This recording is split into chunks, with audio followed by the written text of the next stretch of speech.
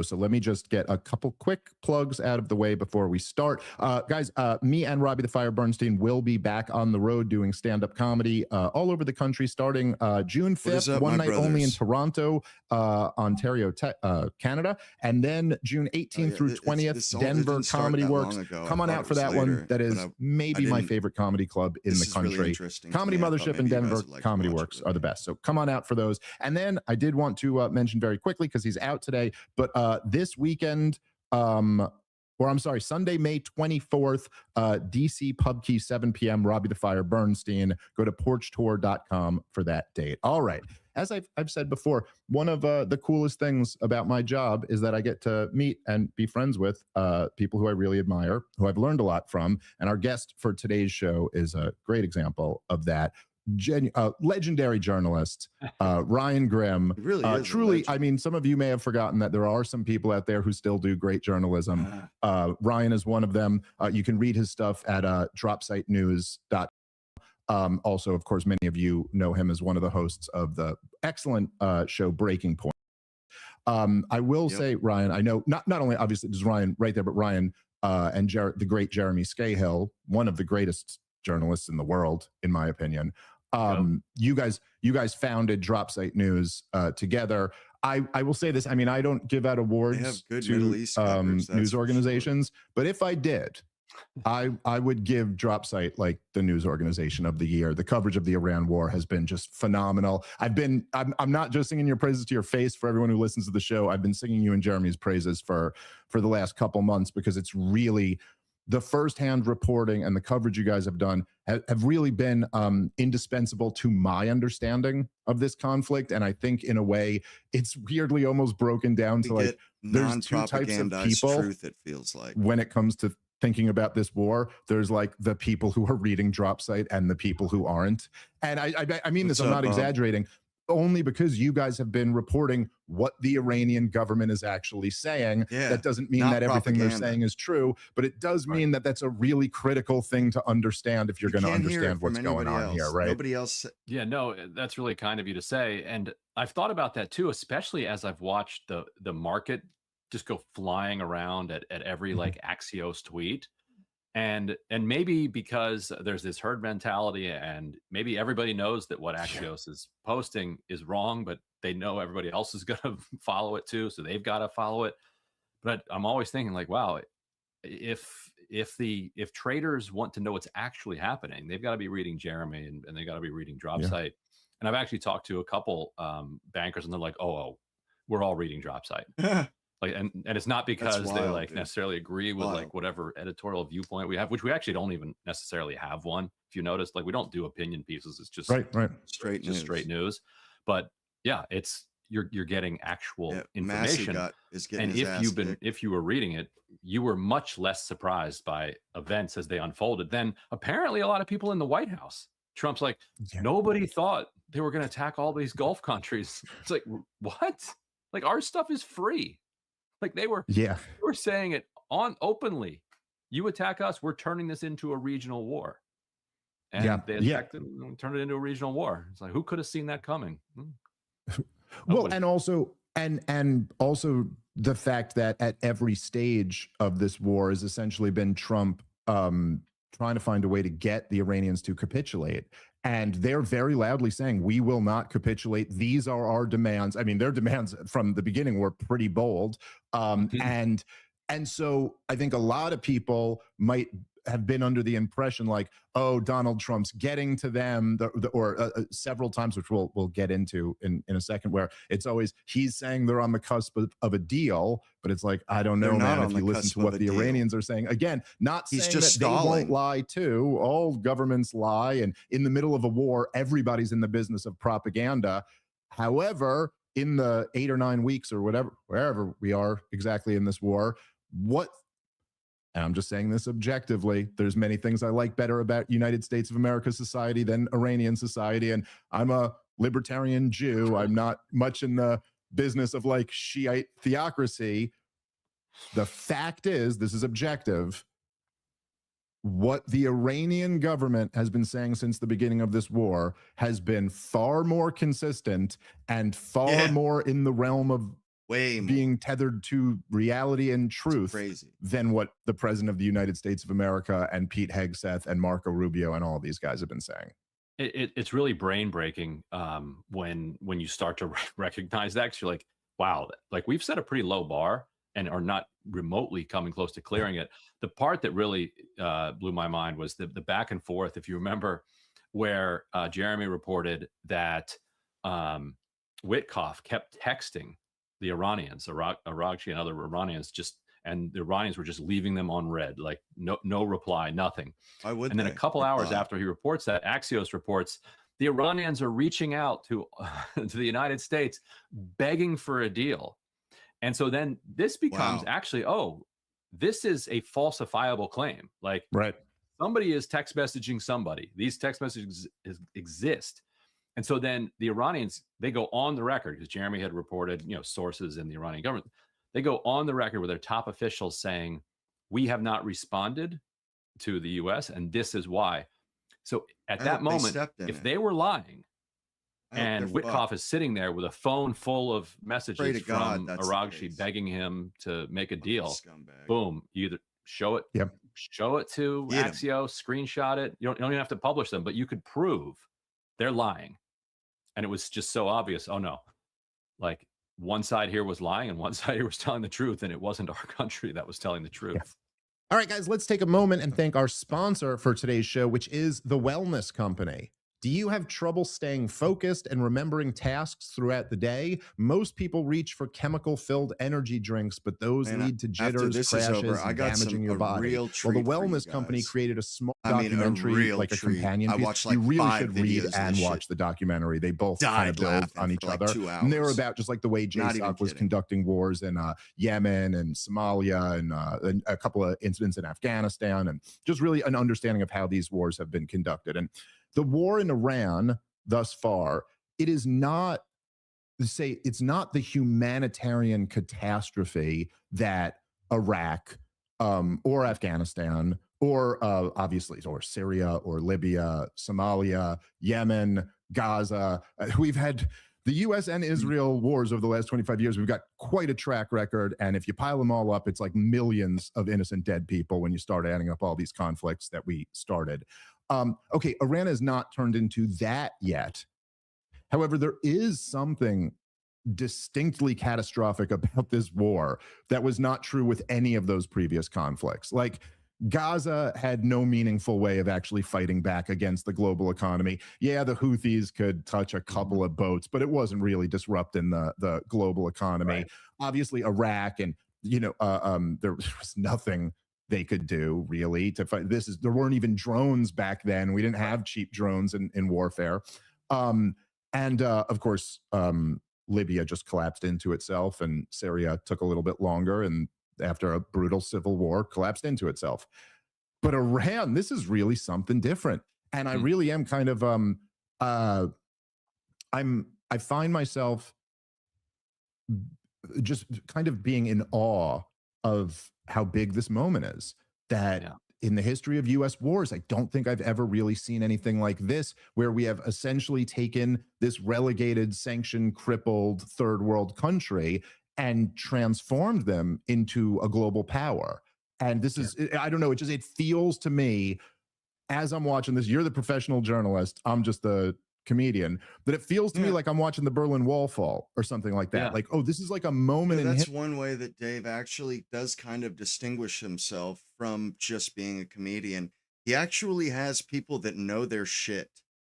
Nick Fuentes, Ryan Graham, he has Candace Owens, he has people that know more than him, in other words.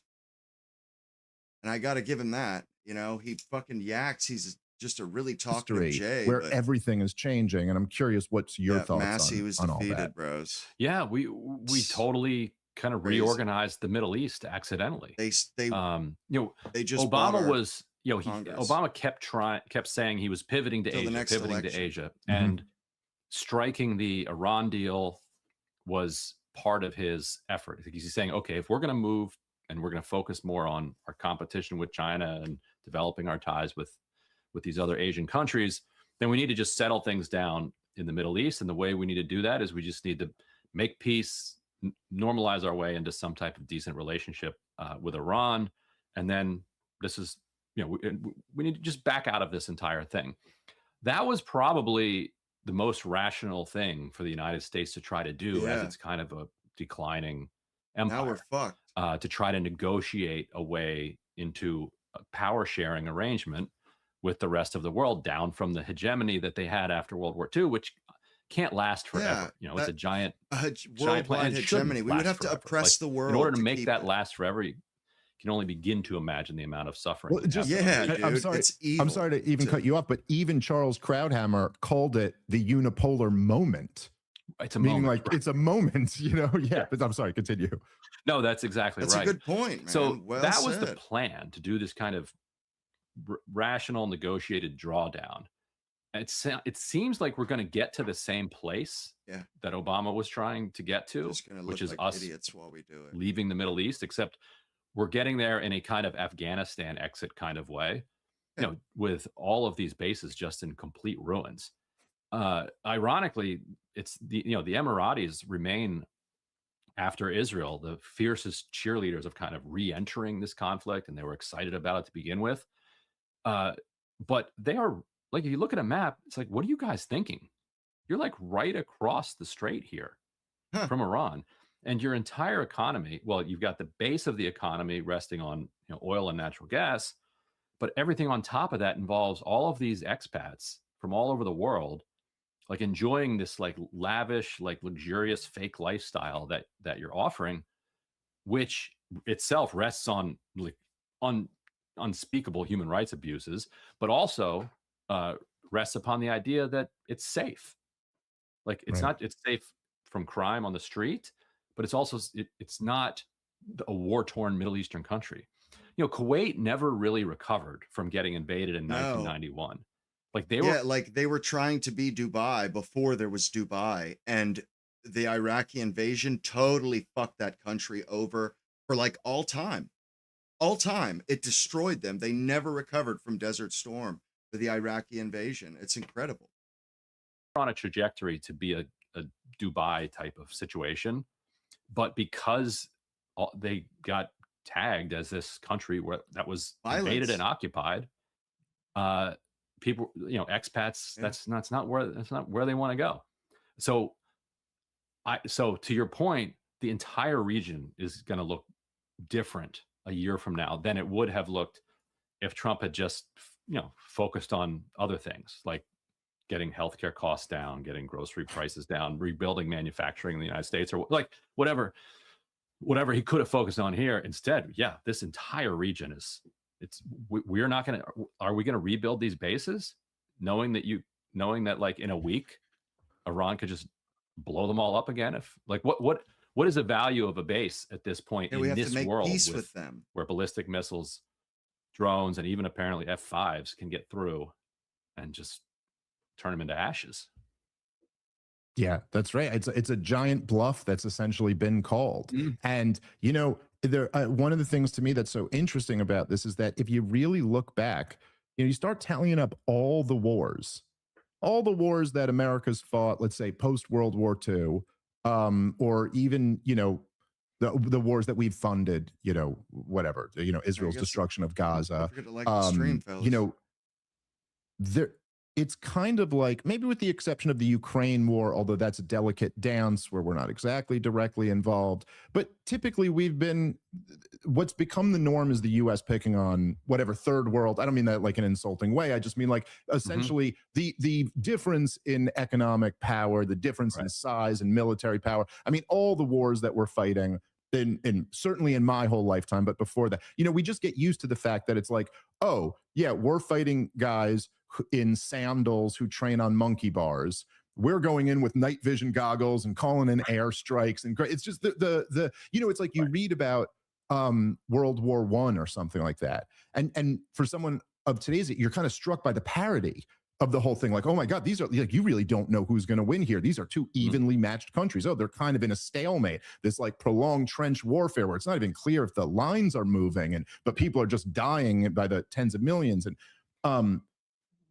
it's almost like this is the first time we picked on like a mid-sized country, like not like a giant superpower of a country, but a country that has some means of fighting back, and we're collapsing. Like we're just, it's just in utter disaster. Doesn't look good. And we are in this weird point where I think we really don't know how bad the economic devastation has gotten for already. Yeah. And that's the other element of this that people haven't really grappled with. You know, I was talking about this a bit. I was on with Crystal and Sagar the other day, and I was talking about just like, for example, now me and you have different worldviews on economics or in many ways, but so say in like 2020, in the summer of 2020, when it was clear that we had locked down the entire economy, we were pouring trillions of dollars into the economy. I was like, this is clearly going to lead to price inflation. Like you can't do this without prices going up. This is going to happen in the next couple of years. And yet the market was at an all-time high. The market was not pricing in inflation. The market was like this. And so we have a very controlled kind of rigged market. And we don't really know, Ryan. I mean, I don't know. I've read like some economists and try to get some experts' takes on this, but essentially we've now had a canal where 20% of the world's oil, a huge percentage of the world's fertilizer, has essentially been closed now for, well, a couple months, really the worst in the last month. It's been worse since we blockaded the blockade. Like what? No, I don't have any faith that the market has factored these costs in to what, and we really have no idea what we're going to be looking at in 4 months, in 5 months, in a year from this. We might already have created a real catastrophe here. All right, guys, let's take a moment and thank our sponsor for today's show, which is Quince. Summer always changes how you get dressed. You want pieces that feel lighter and more breathable, things that are easy but still put together. Well, check out Quince. Quince's European linen pants and shirts are the perfect warm weather upgrade to add to your rotation, starting at just $34. Their tees are soft and easy to wear, and their lightweight cotton sweaters are perfect for cooler summer nights. Everything at Quince is priced 50 to 80% less than similar brands. They work directly with ethical factories and cut out the middleman, so you're paying for quality, not brand markup. Quince goes way beyond clothes. On this, like, my bad, this worry of like, what is the market, like, what is wrong with our market? Like, what has gotten into our market that it is not seeing what's going on here? Yeah, it's crazy. You know, one major thing that's propping it up, besides all of the like manipulation and the pumping, is that, you know, Goldman Sachs and JP Morgan, whose analyses kind of set the tone for Wall Street and therefore the rest of the world, are pricing in that the Strait of Hormuz will be open by like June, July. Just bullshit. And that then that global kind of oil reserves and will quickly kind of come back online, and that a little bit of a disruption. And I feel like they might be just way too optimistic. Like we're drawing down global reserves at absolutely historic pace. We've never had, and this it's not quite before. Obvious how Trump ends this thing. Like I think what's going on is that everybody is saying this can't keep going on. This won't keep going on because it can't keep going on. Like Trump has lost. Like he has to stop. That there is a logic to that, but then again, it doesn't dictate that Trump's going to actually follow that logic.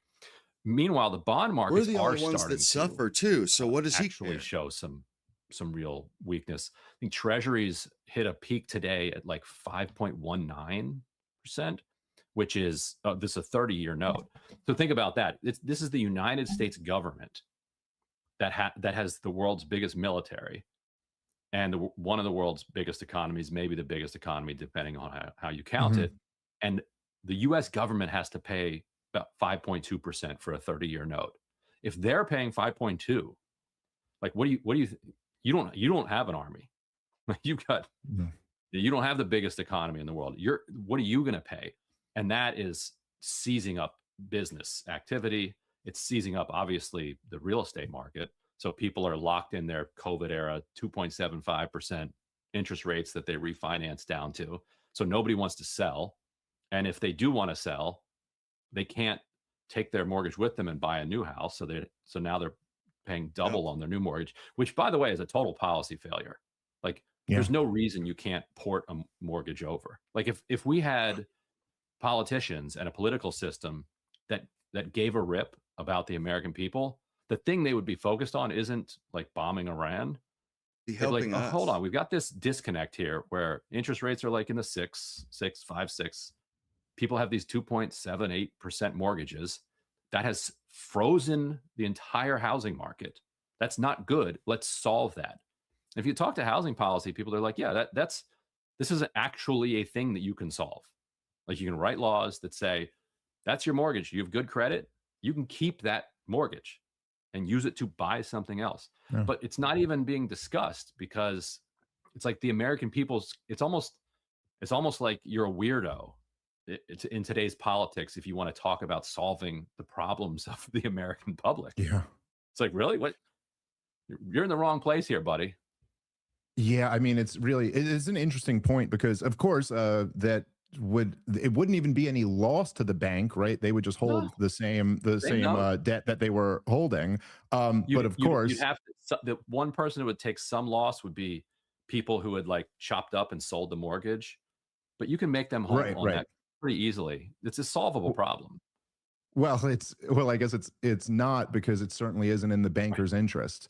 And so, DC policy I've noticed, Ryan, over the years, it's kind of a common theme. I'm starting to suspect that these big banks have slightly more influence on It Washington might. DC policy than the rest of us do. But yeah, I mean that's a very good point. I mean, I also just think um it's been an intentional US policy to drive up the price of housing for basically my entire They're life. such scumbags. Right. Going They've back been to the 90s. I mean, this has been the official they've policy. I just mean, screwed even us even to the every point year that, if as you with recall everything. well, in the quantitative easing days, immediately after the great financial recession, it was explicitly the goal of the Federal Reserve. They were buying like 60 billion in mortgage-backed securities every So month. Like, crooked. their goal was, we will not let the housing market go down. And obviously there's a lot of pain associated with housing prices going down, but I think what we're living through is the pain associated with them going up.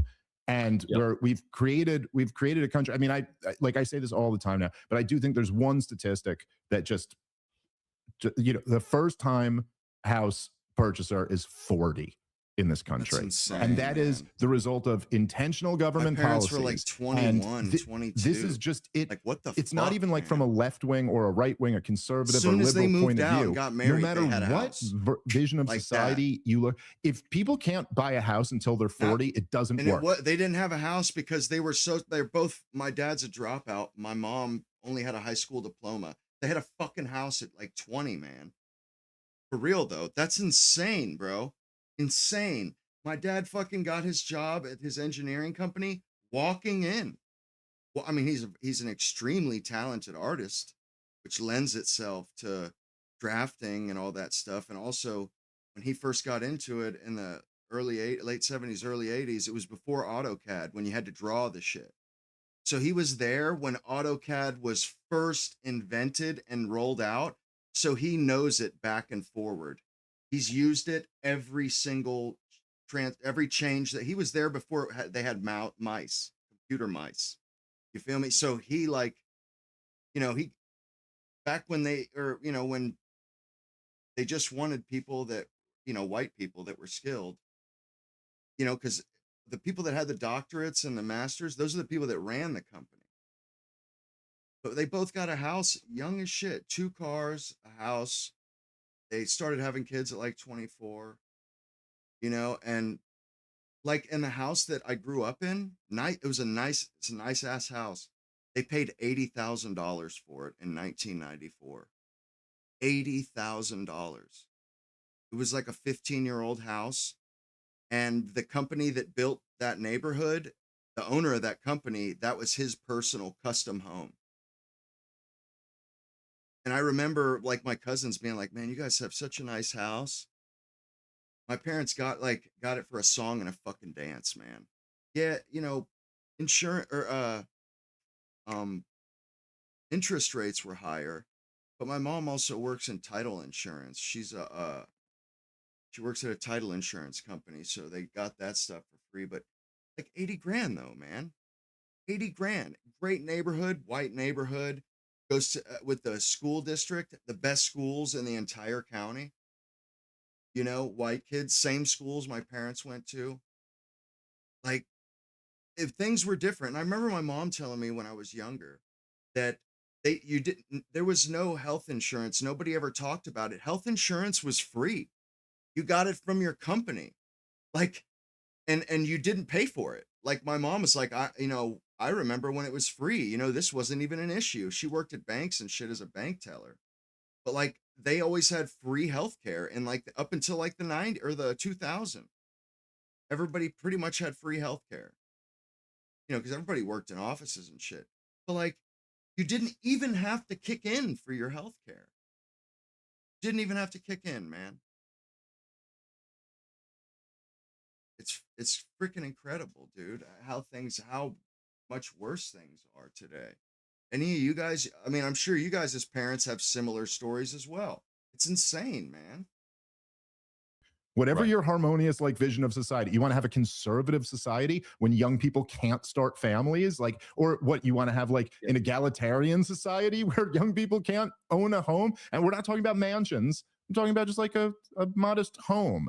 Yeah. And for Donald Trump, so much of what kind of characterized the raison d'etre for Donald Trump's political. But yeah, like my high school, I went to high school with Callie Rivers, Jeremiah Rivers, and Austin Rivers. I had fucking classes with those dudes. That's how nice of a high school I had. It wasn't no cheap bullshit high school. It was like one of the best public schools in the state. Routinely would get like $1 million checks with anonymous or made out to cash. And my middle school was the same way, same middle school as my old man. And, because all the rich kids went there. Like I said, Doc Rivers, he made donations and shit. It was like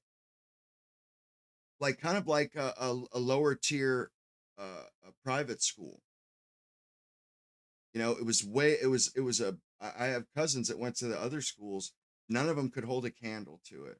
And I remember when I went to high school, like they have this badass fucking gym, weights room and gym. And I remember my dad telling me, because they used to win all kinds of shit, like the Final Four state championships and stuff. And it was with white guys too. They won they went undefeated for like 15 years. But my dad was telling me they had a weights room when he was going there, or the same weights room. He's like, they had their weights room rivaled YMCA's or was better than YMCA's. Like, and all the other teams that played them, like looked on in envy, and like, like, damn, man, they got the nicest shit, brand new weights, brand new equipment. And I guess I'm rambling, but I'm just saying, like, houses weren't expensive, man.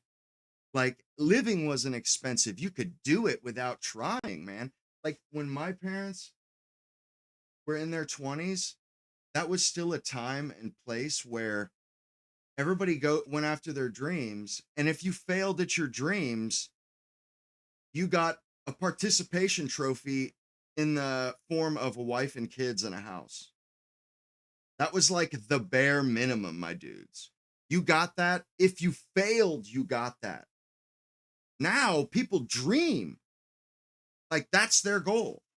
Oh, I want to have a house and a family. Back then, bro, you went and did your fucking dream. And if you failed at that shit, then you come back and, with your tail between your legs and bought a house and had a wife and kids. I mean, it's incredible, man. They've really sold us out decent. And these younger generations, bro, they don't even know this stuff. They have no clue that things like how much better life was in America prior to the 2000s. I mean, it was pretty good up until 2007, 2008. It really was, but it was even better before that. Existence was this idea of like, we want to put America's domestic concerns as the top priority. And to have him now on camera openly cutting commercials for Democrats, essentially just saying, I don't care about that. It really is like, it's shocking. I mean, I look, even just the effects of this war, I spent $100 filling up my car as a big gas guzzling SUV, because I'm not a left winger like you, so I get to drive things like that, but whatever. It's my wife's car. But anyway, the point is, it was $100 to fill it up. That is devastating for working class people, just absolutely devastating. And to hear the president say he just doesn't care, openly doesn't care about that. Sorry, the Israel lobby's got wars to fight.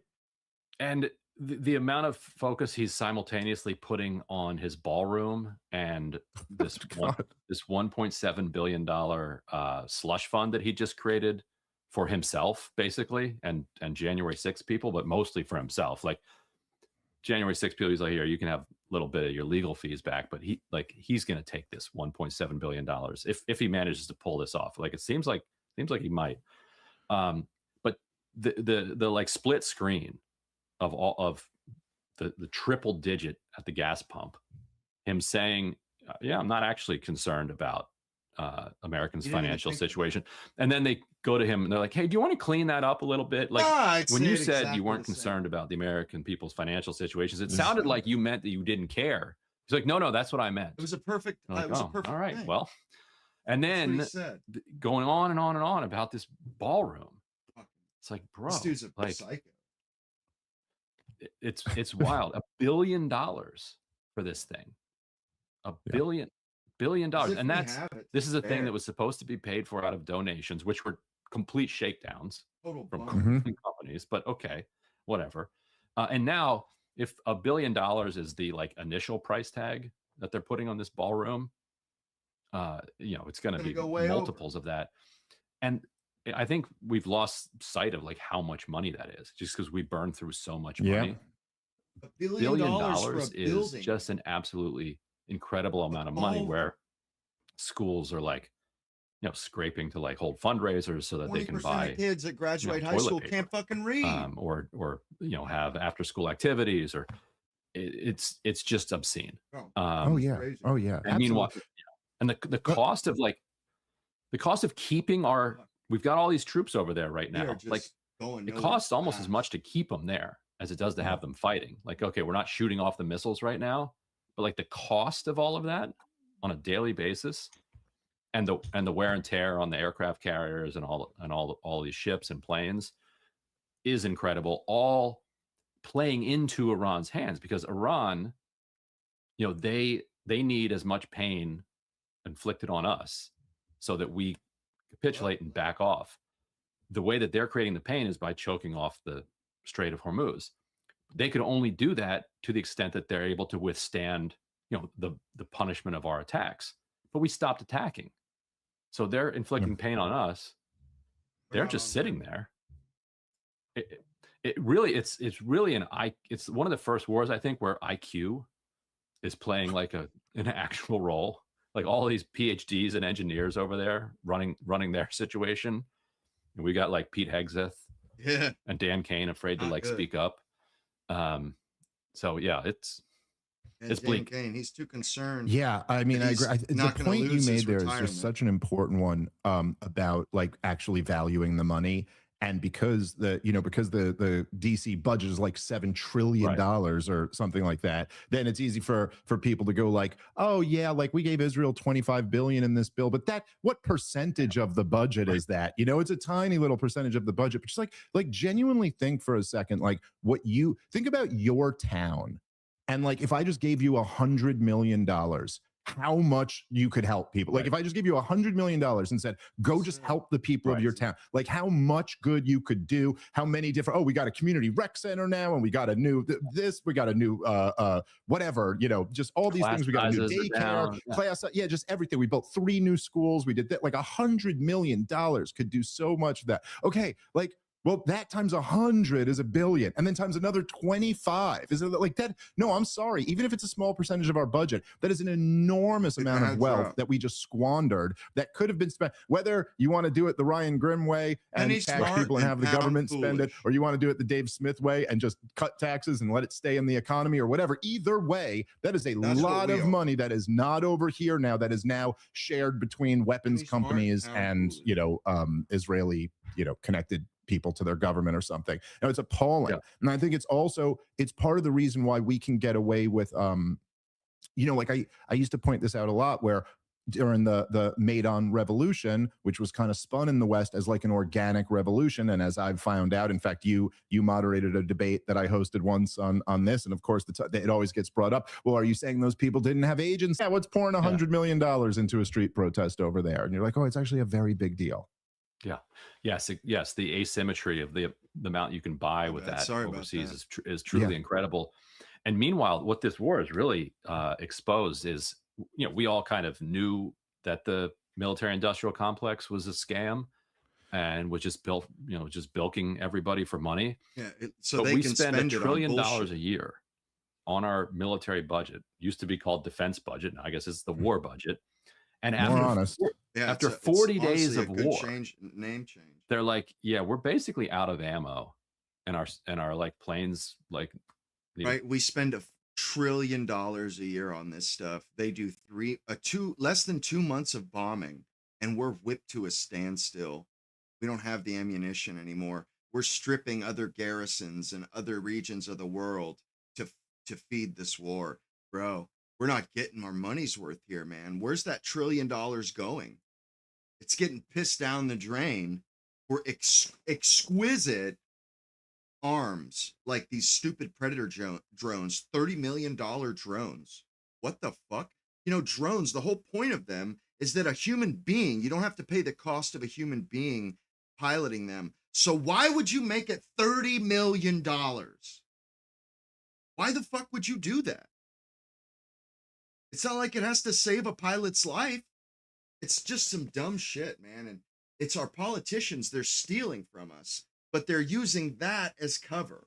break. This one aircraft carrier group had to go back because it's the some undies caught fire in the dryer area. Bullshit. And the Israelis are down to, like, as I reported at drop site, double-digit ballistic missile interceptors. It's like, and they have endless $10,000 and $20,000 drones, and they even have these. And have you seen these like inflatable anti-aircraft decoys? Yeah, they have inflatable decoys that they got from China, and them shits are like really high tech now. They have a fucking heater in there that emits an infrared heat signature, so that we can't tell the difference between a decoy jet and a $30 million jet. And like, that's why when they came out and said, oh yeah, we've taken out their entire Air Force. And then a couple weeks later, they're like, yeah, we didn't take out shit, because they have decoy anti-aircraft, like the anti-aircraft stuff, decoy missiles, like the trucks with the missiles, and decoy jets. And our fucking stupid ass intel people, that look at the satellites and stuff, they're fucking, I mean, they're just dumb. They're not that smart. They think that it's because they underestimate everybody. They think China is the only country on the planet that has that kind of stuff. Like Trump didn't even think that they would close the Strait of Hormuz. So this guy is really stupid, obviously really just average, rather a dimwit, honestly. But, they think everybody else is dumber than they are. And, Trump, he's in a rough spot. He really is, dude. He's in a rough spot. The only thing that scares me is, like I was watching Tim Dillon earlier on Piers Morgan, and he was right. What happens if Trump feels like he's backed into a corner and that he has no choice but to launch a nuclear weapon? Like all this shit talking about wiping out civilizations. And if you keep laughing and pointing at him and this guy's a retard. He might feel that he has no choice but to wipe this country off the face of the planet. and then also painted on flights. So we're taking multi-million-dollar missiles. Yeah, he's And toast, man. in a best case scenario, because the worst case scenario, we're firing at toast. them I was at watching elementary Young schools. Turks. Best Right. case scenario, we're Nick firing sent them out at a like thing, these too. inflatable, guys outside of used car dealerships. Maybe a Democrat will blowing be them up. That And puppet. now they want $1.5 trillion. What does that get us? 60 days of war? Right. And like to your point, the bluff being called is the most, I think, significant material change that this, besides like a lot of bases getting destroyed. Iran fucking called like, called them to the carpet. We had a lot of kind of global capital based on how scary our military was. Now like, nobody's gonna probably want peaked in December or early January when they went in with the Delta Force guys and like used different like weird new weapons and left with Maduro and his wife, bizarrely, and still have his wife locked up. That was probably the peak of like this like intimidating character of American military power. And there was a lot you could do with that, kind of, you can bully other people into kind of agreeing to things as a result of that plus the monetary system. Now people are gonna be like, yeah, I'm not so scared anymore. Iran kind of stood up to you guys for 40 days. Paper tiger. And you kind of ran out of weapons. Right. And why are they going to, they're not going to want to loan us the money either. We're on our own. To wage war. Well, so this ties into like the latest on this, and I'm really curious to get your thoughts about this. So Trump posted yesterday, of course, I've been describing it on the show as we've reached the you're fucking with me stage of this war. Like you just can't even believe that we're just doing the same cycle again. But so Donald Trump now, and for art of the deal, I mean, this is all just so ridiculous. So he's already threatened to end their entire civilization. Yeah. Their response to that, and I of course know this because I read you and Jeremy is reporting, but the Iranian response to that was like, I'd evacuate Saudi Arabia if I were you. Yep. And then the people went and like formed circles around the bridges. Yep. Like, you're going to have to take all of us out with these bridges. So he went ultimate threat. They did not back down. He then backs down, says, I've agreed to the 10-point plan. They're like, okay. And then he's like, no, I didn't agree to the 10-point plan. Okay. So now this last week, it had been very clearly signaled, we're going back to lighting them up today or tomorrow. We should, right? So that was then yesterday he announces again that he's backing up. So like, if the first maximalist threat didn't get them to capitulate, why on earth would this not, as like he's threatening to go back to bombing, but not to wipe their civilization off the map. So obviously that also didn't get them. But what he did say, which is kind of interesting, there's a few different ways to interpret this, is that essentially the Gulf allies had asked him not to do this and that a deal is in the works or something like that. Now, clearly, Donald Trump has already, as we mentioned before, announced the deal is in the works. This seems to not be true. But there's an interesting way to read that all these other Gulf allies really didn't want him to start this war because obviously, as you know, they've been taking a pounding and Iran clearly, I think by all accounts, has not done their maximalist damage that they could do. There's really no reason. If they can hit our bases, they can hit desalination plants, and they've threatened that. And so I don't know, like, how do you read this latest round, which has, of course, left us back in the exact same place that we were? Well, there are a couple funny layers here. One is that the sources within the Gulf countries are now coming out and saying, not only did we not ask him to not attack Iran, we didn't even know he was planning on attacking it. But what that tells you is that he was looking for a way out of this threat that he had made. He could just stop making threats, like just free advice to him. I think he looked up and realized it was almost Tuesday again, and he Taco Tuesday'd on the last Taco Tuesday. Oh yeah, there you go. So he did it much more quickly. He's like, let's just pull the plug on this quickly before we get another Taco Tuesday.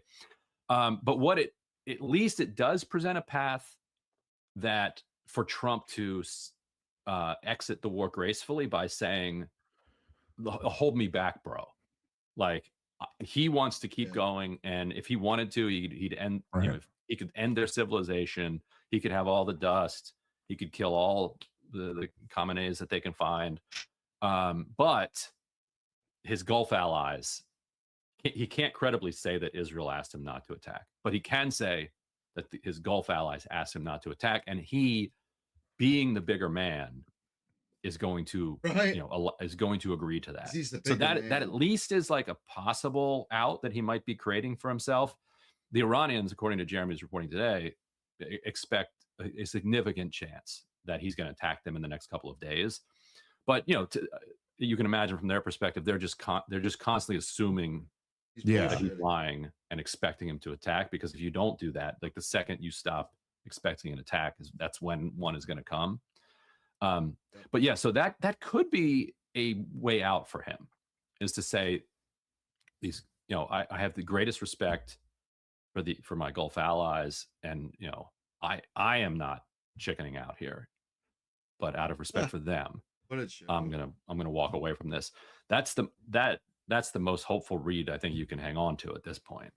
All right, guys, let's take a moment and thank our sponsor for today's show, which is Hexclad. If you want to take your kitchen game to the next level, you back. And I've listened to several of his interviews on Breaking Points.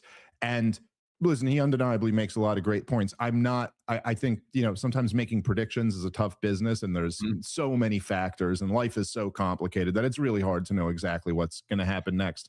I guess, and maybe this is naive, but I guess I still feel like, no, we're not going to get sucked into an escalation trap with boots on the ground or something like that, because it's just too obviously gonna be a disaster. Why does he think they care? But I mean, I guess the other thing, that they don't give a fuck, I think we've all been noticing is just that they do what they want.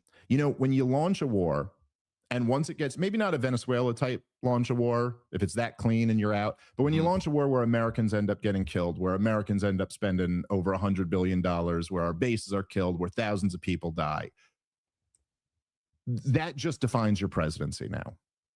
That's how that goes, defines your presidency. And as it should. I guess the point I'm trying to make is that obviously the best case scenario here is that Donald Trump just stops. That's by far the best case scenario for the world. But that scenario for Donald Trump is politically utter disaster. I mean, just total humiliation, total ruin, the end of his presidency. And I love that people like Joe Kent are out there trying to convince him that it's not, and that he could still end this now and save his presidency. But if we're just being honest, that's not true. It's already ruined. I mean, even right now, look at his approval number. He's the most unpopular he's ever been. He's never been particularly popular, as you know, Ryan, but he is the most unpopular he's ever been. The most popular Donald Trump's ever been was when he came back into office in 2024, or maybe like in January 25. And he was, I think he had, maybe in the best polls, cracked like 55%. This wasn't a president who had ever had Obama level approvals or George W. Bush level approvals, and maybe we'll never see that again. But if he leaves this, what's he hovering at, 32 right now? If he leaves this, and now essentially, which is what it looks like it would be, we've achieved none of the war goals, plus devastated the global economy, plus now just let it be known that Iran has an ace in the hole anytime they want to use that. And hey, right now they probably would want to recover and rebuild, but who's to say that they couldn't at some point do that over something else, like Israel attacking Lebanon, or Israel, seizing more settlements in the West Bank or whatever. If that's the state of it, I mean, I think you're going to be looking at a president with 25% approval ratings at the end of this. I don't think it's crazy to think he'd drop like another few major points from this. And so, man, I mean, that is really the difficulty, is that this is something out of like a Greek tragedy, Ryan. What we need is for Donald Trump to take an L. Like, oh my God, imagine all the things that humanity hangs on. Is Donald Trump accepting that he doesn't win and he isn't tremendous? And man, I don't think he's anywhere near accepting that yet. And the Iranians seem to get that. And they've even been saying publicly lately that what they're offering to Trump, they keep calling it better than the JCPOA, because they understand how important it is to Trump, he has to walk away psychologically, unblemished, that he gets something that he can say is better than Obama. Because I mean, also imagine you get something worse. Like, so if you did 10 years of bluster and a war, and you wind up with something worse like that, even to a non-vain person, that would be incredibly embarrassing. But yeah, so hopefully somebody can talk him into taking an L, because he's hanging in those mid 30s, and that's before we've really felt the worst consequences Yep. economically of this war. Yes, gas prices suck. It sucks that interest rates are where they are. Things are not good right now, but unemployment could still surge. You could have unemployment surging along with inflation surging, which we haven't really had since the 70s, and throws your entire politics into chaos. Trump wants these interest rates to get the interest rate cuts to get the economy going. But with inflation, which he's produced, he's made it very difficult, even for his hand-picked Fed guy, to do that. So if he's at the mid 30s before the kind of economic punch has really landed from what he's done, and that haymaker, I think, is in the air. There's nothing. The only thing he can do is make it worse at this point. If he stops right now, we're still facing like a very difficult 6 months to a year. The only thing he can do is make it 2 years or beyond. If he really, at some point, who was what they say in Landman, like at $150 a gallon, like our economy doesn't work. Like that's just true. $150 a barrel, not a gallon. 150 a gallon, it definitely would not work. 150 gallon, we have real problems, but yes.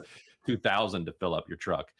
But yeah, it's like businesses that are designed to operate in the $60 to $90 a barrel, or an entire economy that's designed around that, doesn't work at the level that he's pushing it towards. And that has not bled into his approval rating at this point. Then you throw in a Democratic Congress, like, good Lord.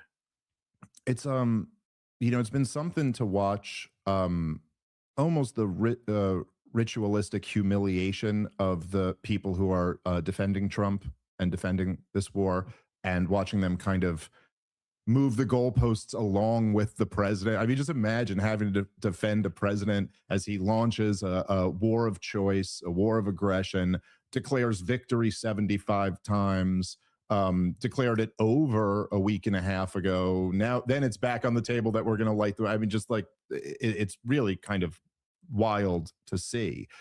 And I wonder, and I've been thinking about this, and I think about this as I've been reading some of your stuff and watching some of the, reading and watching your stuff particularly, that much like there's almost like a, it's somewhat in parallel with the point we were making about $100 million or $25 billion and seeing this as not that big of a deal or something.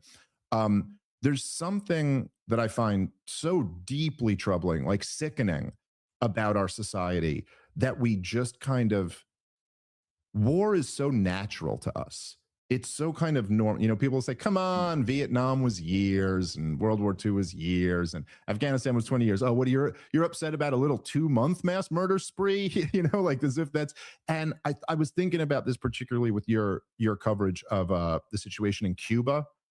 I just, it's really something that where you could say, because this is almost like, aside from you, there's really a small number of journalists who are even really covering this. It's like not even that big of a deal. Like, yeah, we're starving this little poor island of energy off of our coast. This little island that poses, but nobody can pretend they pose a threat to the United States of America. I mean, there's just like not even the concept of that there. This was, I argued with Nick Fuentes on my last episode a little bit about this, and I got to say, the whole episode, this was the part where I was least convinced by the argument he was making.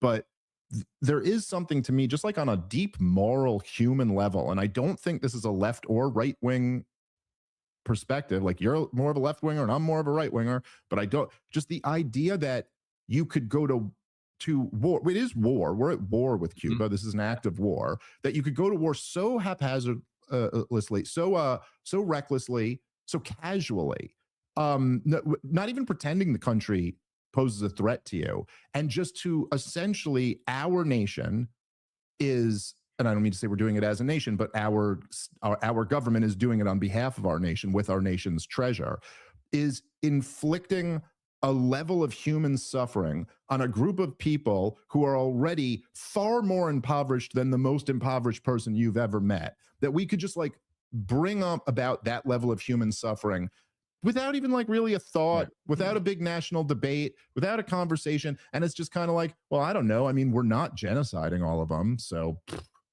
I guess it's Yeah. cool. We really have gotten Yeah, so and I used to think, it. yeah, in general, like American people are decent, are kind and decent people, and I think in are to the extent that they're aware of it, are horrified when things like that are done in their name.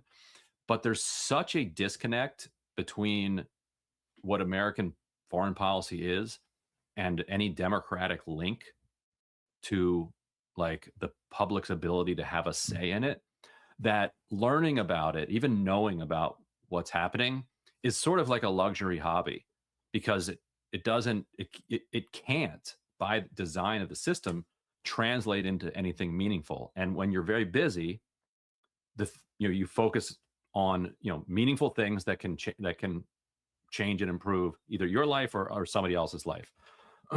And it's just very hard to argue that you as an individual, or you even as an organized public, can do much about American foreign policy, just looking at the record of it, and particularly when it comes to a situation like Cuba, where you have this Mm. massively funded Southern Florida Cuban American National Foundation, this like pro Cuba, I mean not pro Cuba, Did you doing the guys parallel of see pro that Israel.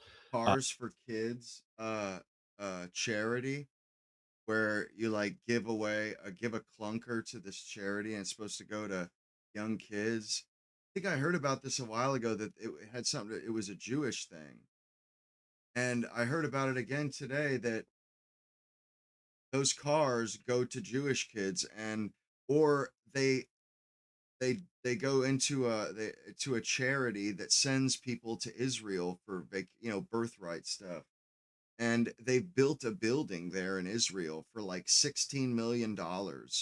Like, and this stuff is so crooked, man, that they're using these charities this way, unknowing Americans. Like, and they're being sued right now for this Cars for Kids, because a dude in California thought he was giving the cars would go to somebody in California.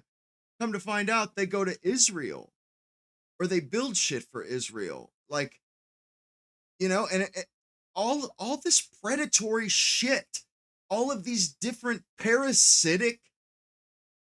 We're the number one suckers. We are big fat marks, and we're on their number one sucker list. Israel and this fucking religion, bro. I'm done with the whole Israel. No, it's all of them, dude. All they do is run scams on us.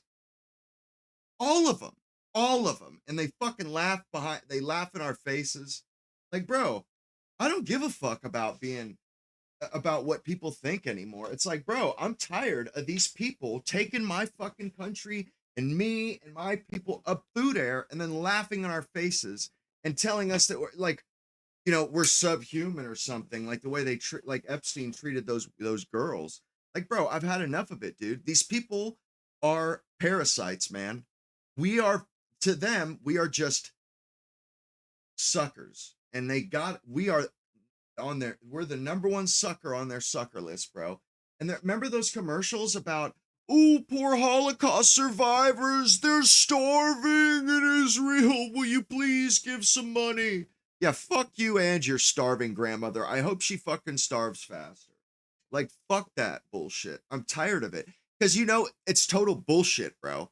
Them shits ain't feeding no starving Holocaust survivor. Nah, dude, they're buying bombs. They're buying our politicians' favor and sway. There's the sway. They're buying shit to rub it into our face. They buy our fucking media.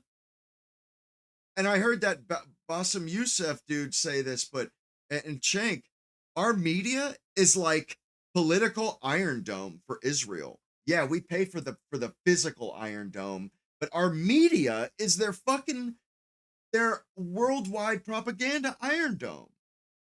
They lie and lie and lie. Like Nick said last night, bro, he's like, how much you want to bet that when history books look back on this shit with Thomas Massey, they will say it was something to do with him being a liberal or an Islamicist, or, but they will have nothing to do with the Israel lobby. Nobody will ever know. Only people that lived through it will know. Bro, I'm sick of this shit, man.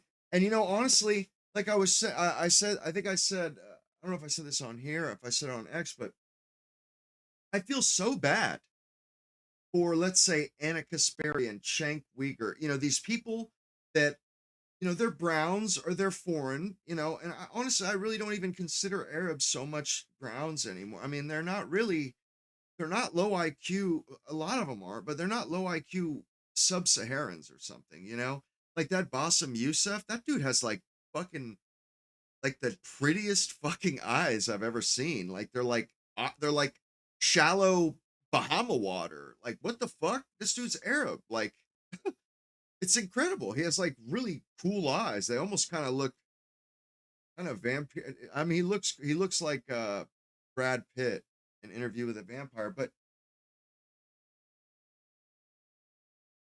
you know, I don't see them that way anymore. And but I feel bad for like an Armenian or a Turk like them. They thought they were coming to like, and I was saying this about the housing, how it was a really great place to live in America at one point. That's what these people thought they were signing up for. That's what Cenk thought he was signing up for. That's what Anna thought. That's what her mother thought that she was signing up for. People thought they were signing up for pre-2000s white America. Instead, that's not what they got. Or well, I guess not even pre. It would be like pre. It would have to be without the Israel lobby, but you know they're expecting to go to the most powerful country on earth with the best living standards, that your vote counts as one vote and nobody's controlling your politics. Like everybody saw this as the city on the shining city on a hill. Bro, we gave that shit away when we started doing Israel's bidding. I would like to know what presidents, or like I think it was Harry Truman.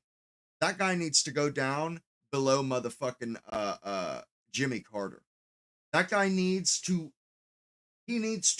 his legacy must be destroyed. This guy brought Israel upon the world. This guy, that's like bringing a fucking a biblical plague or something, bro. I mean, it's tantamount to that. And the guy just looks like a stupid farmer, like a stupid white farmer, Harry Truman. And he just totally like gave our country, he gave our, like, think about this, like all the stuff that's happened since Israel has existed, all the stuff taking place now. These people sold our fucking country out. Traitors. Harry Truman, fuck that traitor. That guy is a traitor, man. John F. Kennedy, he died for it, apparently, you know, but like he wouldn't bow his head. But it just, all these foreigners, oh, I feel bad for them because they risked their fucking lives to come here. And they thought they were getting the country that my parents grew up in, or, you know, at least that minus Israel. Instead, they get this fucking farce, bro. This is a fucking farce, dude, compared to what it was pre-2000. This country is a farce. They literally broke up our country like a fire sale, bro, and they just sold it off piece by piece to the highest fucking bidders, man. Straight up, dude. You can thank Nancy Pelosi, you can thank Chuck Schumer, you can thank John Boehner. I mean, I would say everybody that was in the house after Newt Gingrich left, they're all fucking crooks, man, that have just sold the farm piece by piece. And it's gotten to this point, and I see Cenk and Anna like frustrated about it, and I'm thinking to myself, like, I don't know why you guys don't leave. Like, I don't get it. Like, I honestly do not get why people that have come here in the last 20, 30, 40 years, why the fuck would you stay? Like, I don't get it. Why would you want to live under the boot heel of Jays, man? Like, at least in Turkey, you know your rulers aren't owned by Jays. At least in China, you know your rulers are ruling you honestly. Like, you know, I mean, like, they're not taking advantage of you as an ethnic group or a population. That means something to me anyway.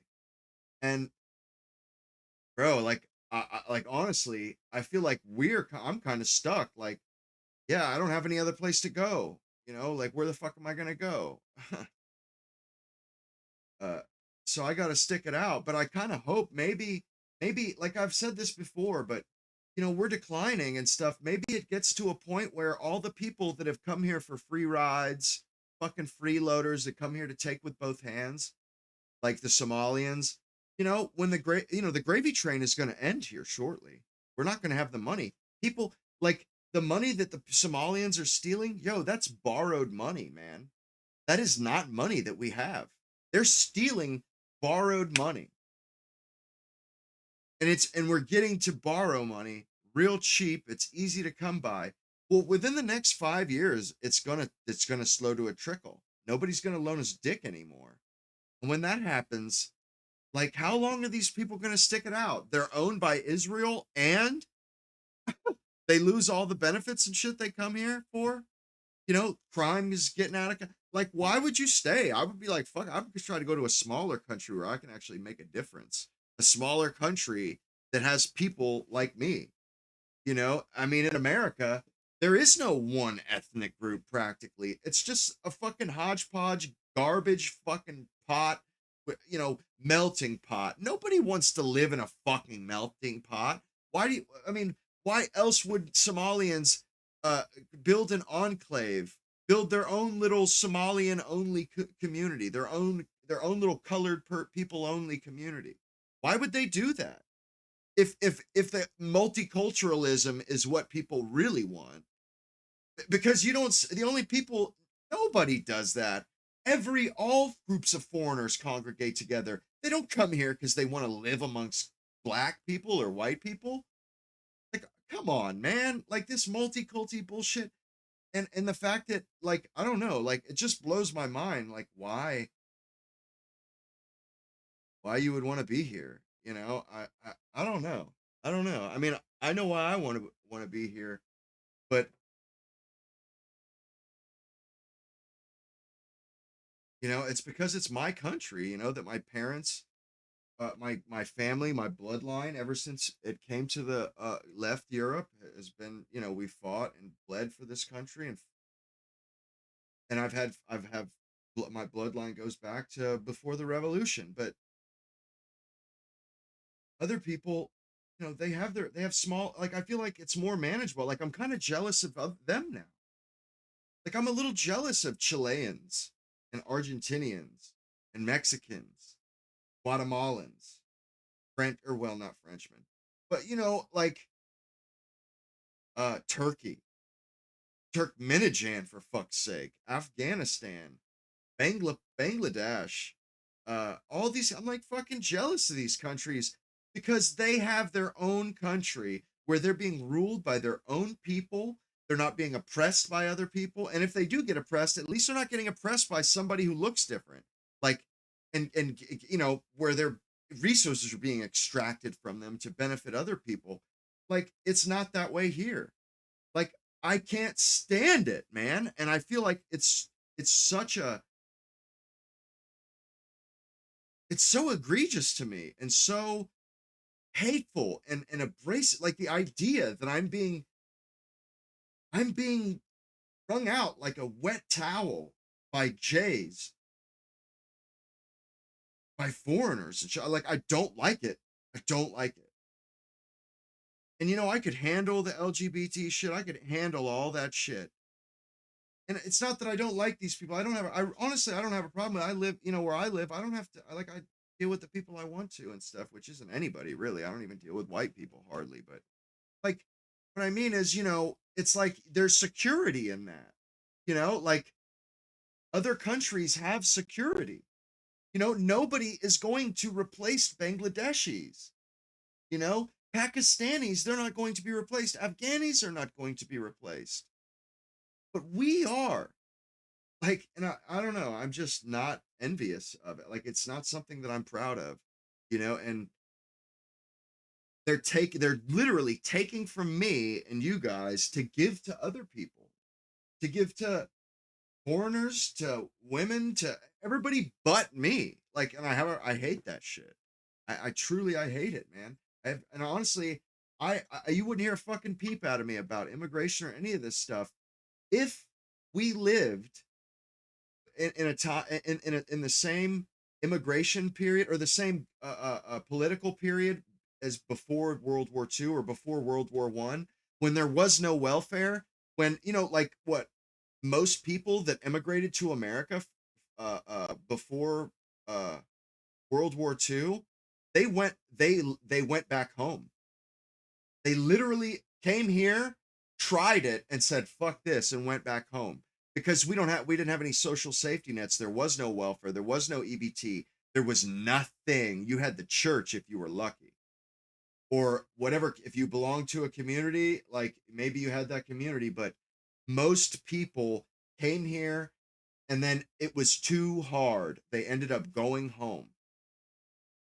If that's how things were, I would have absolutely no qualms whatsoever with people from outside the country, because they're out here putting the work in just like every one of us. They're getting what they put in. If they're getting out of it what they put in, I have absolutely no qualms with that. I mean, good Lord, I would love to have that. But it's like, that's not Question what we're everything 8750 says, on target JT. Thank you. I appreciate it. Yeah. Like, I'm really starting to put my finger on what white Americans in particular are feeling. I would imagine a lot of people are feeling this way, but like just feeling like the idea of America is being hollowed out. But and I don't think it's because of them. I just think they're a symptom, or when it when it comes to our politicians, they see immigrants and selling off, like they see it as part of the symptoms of the same thing.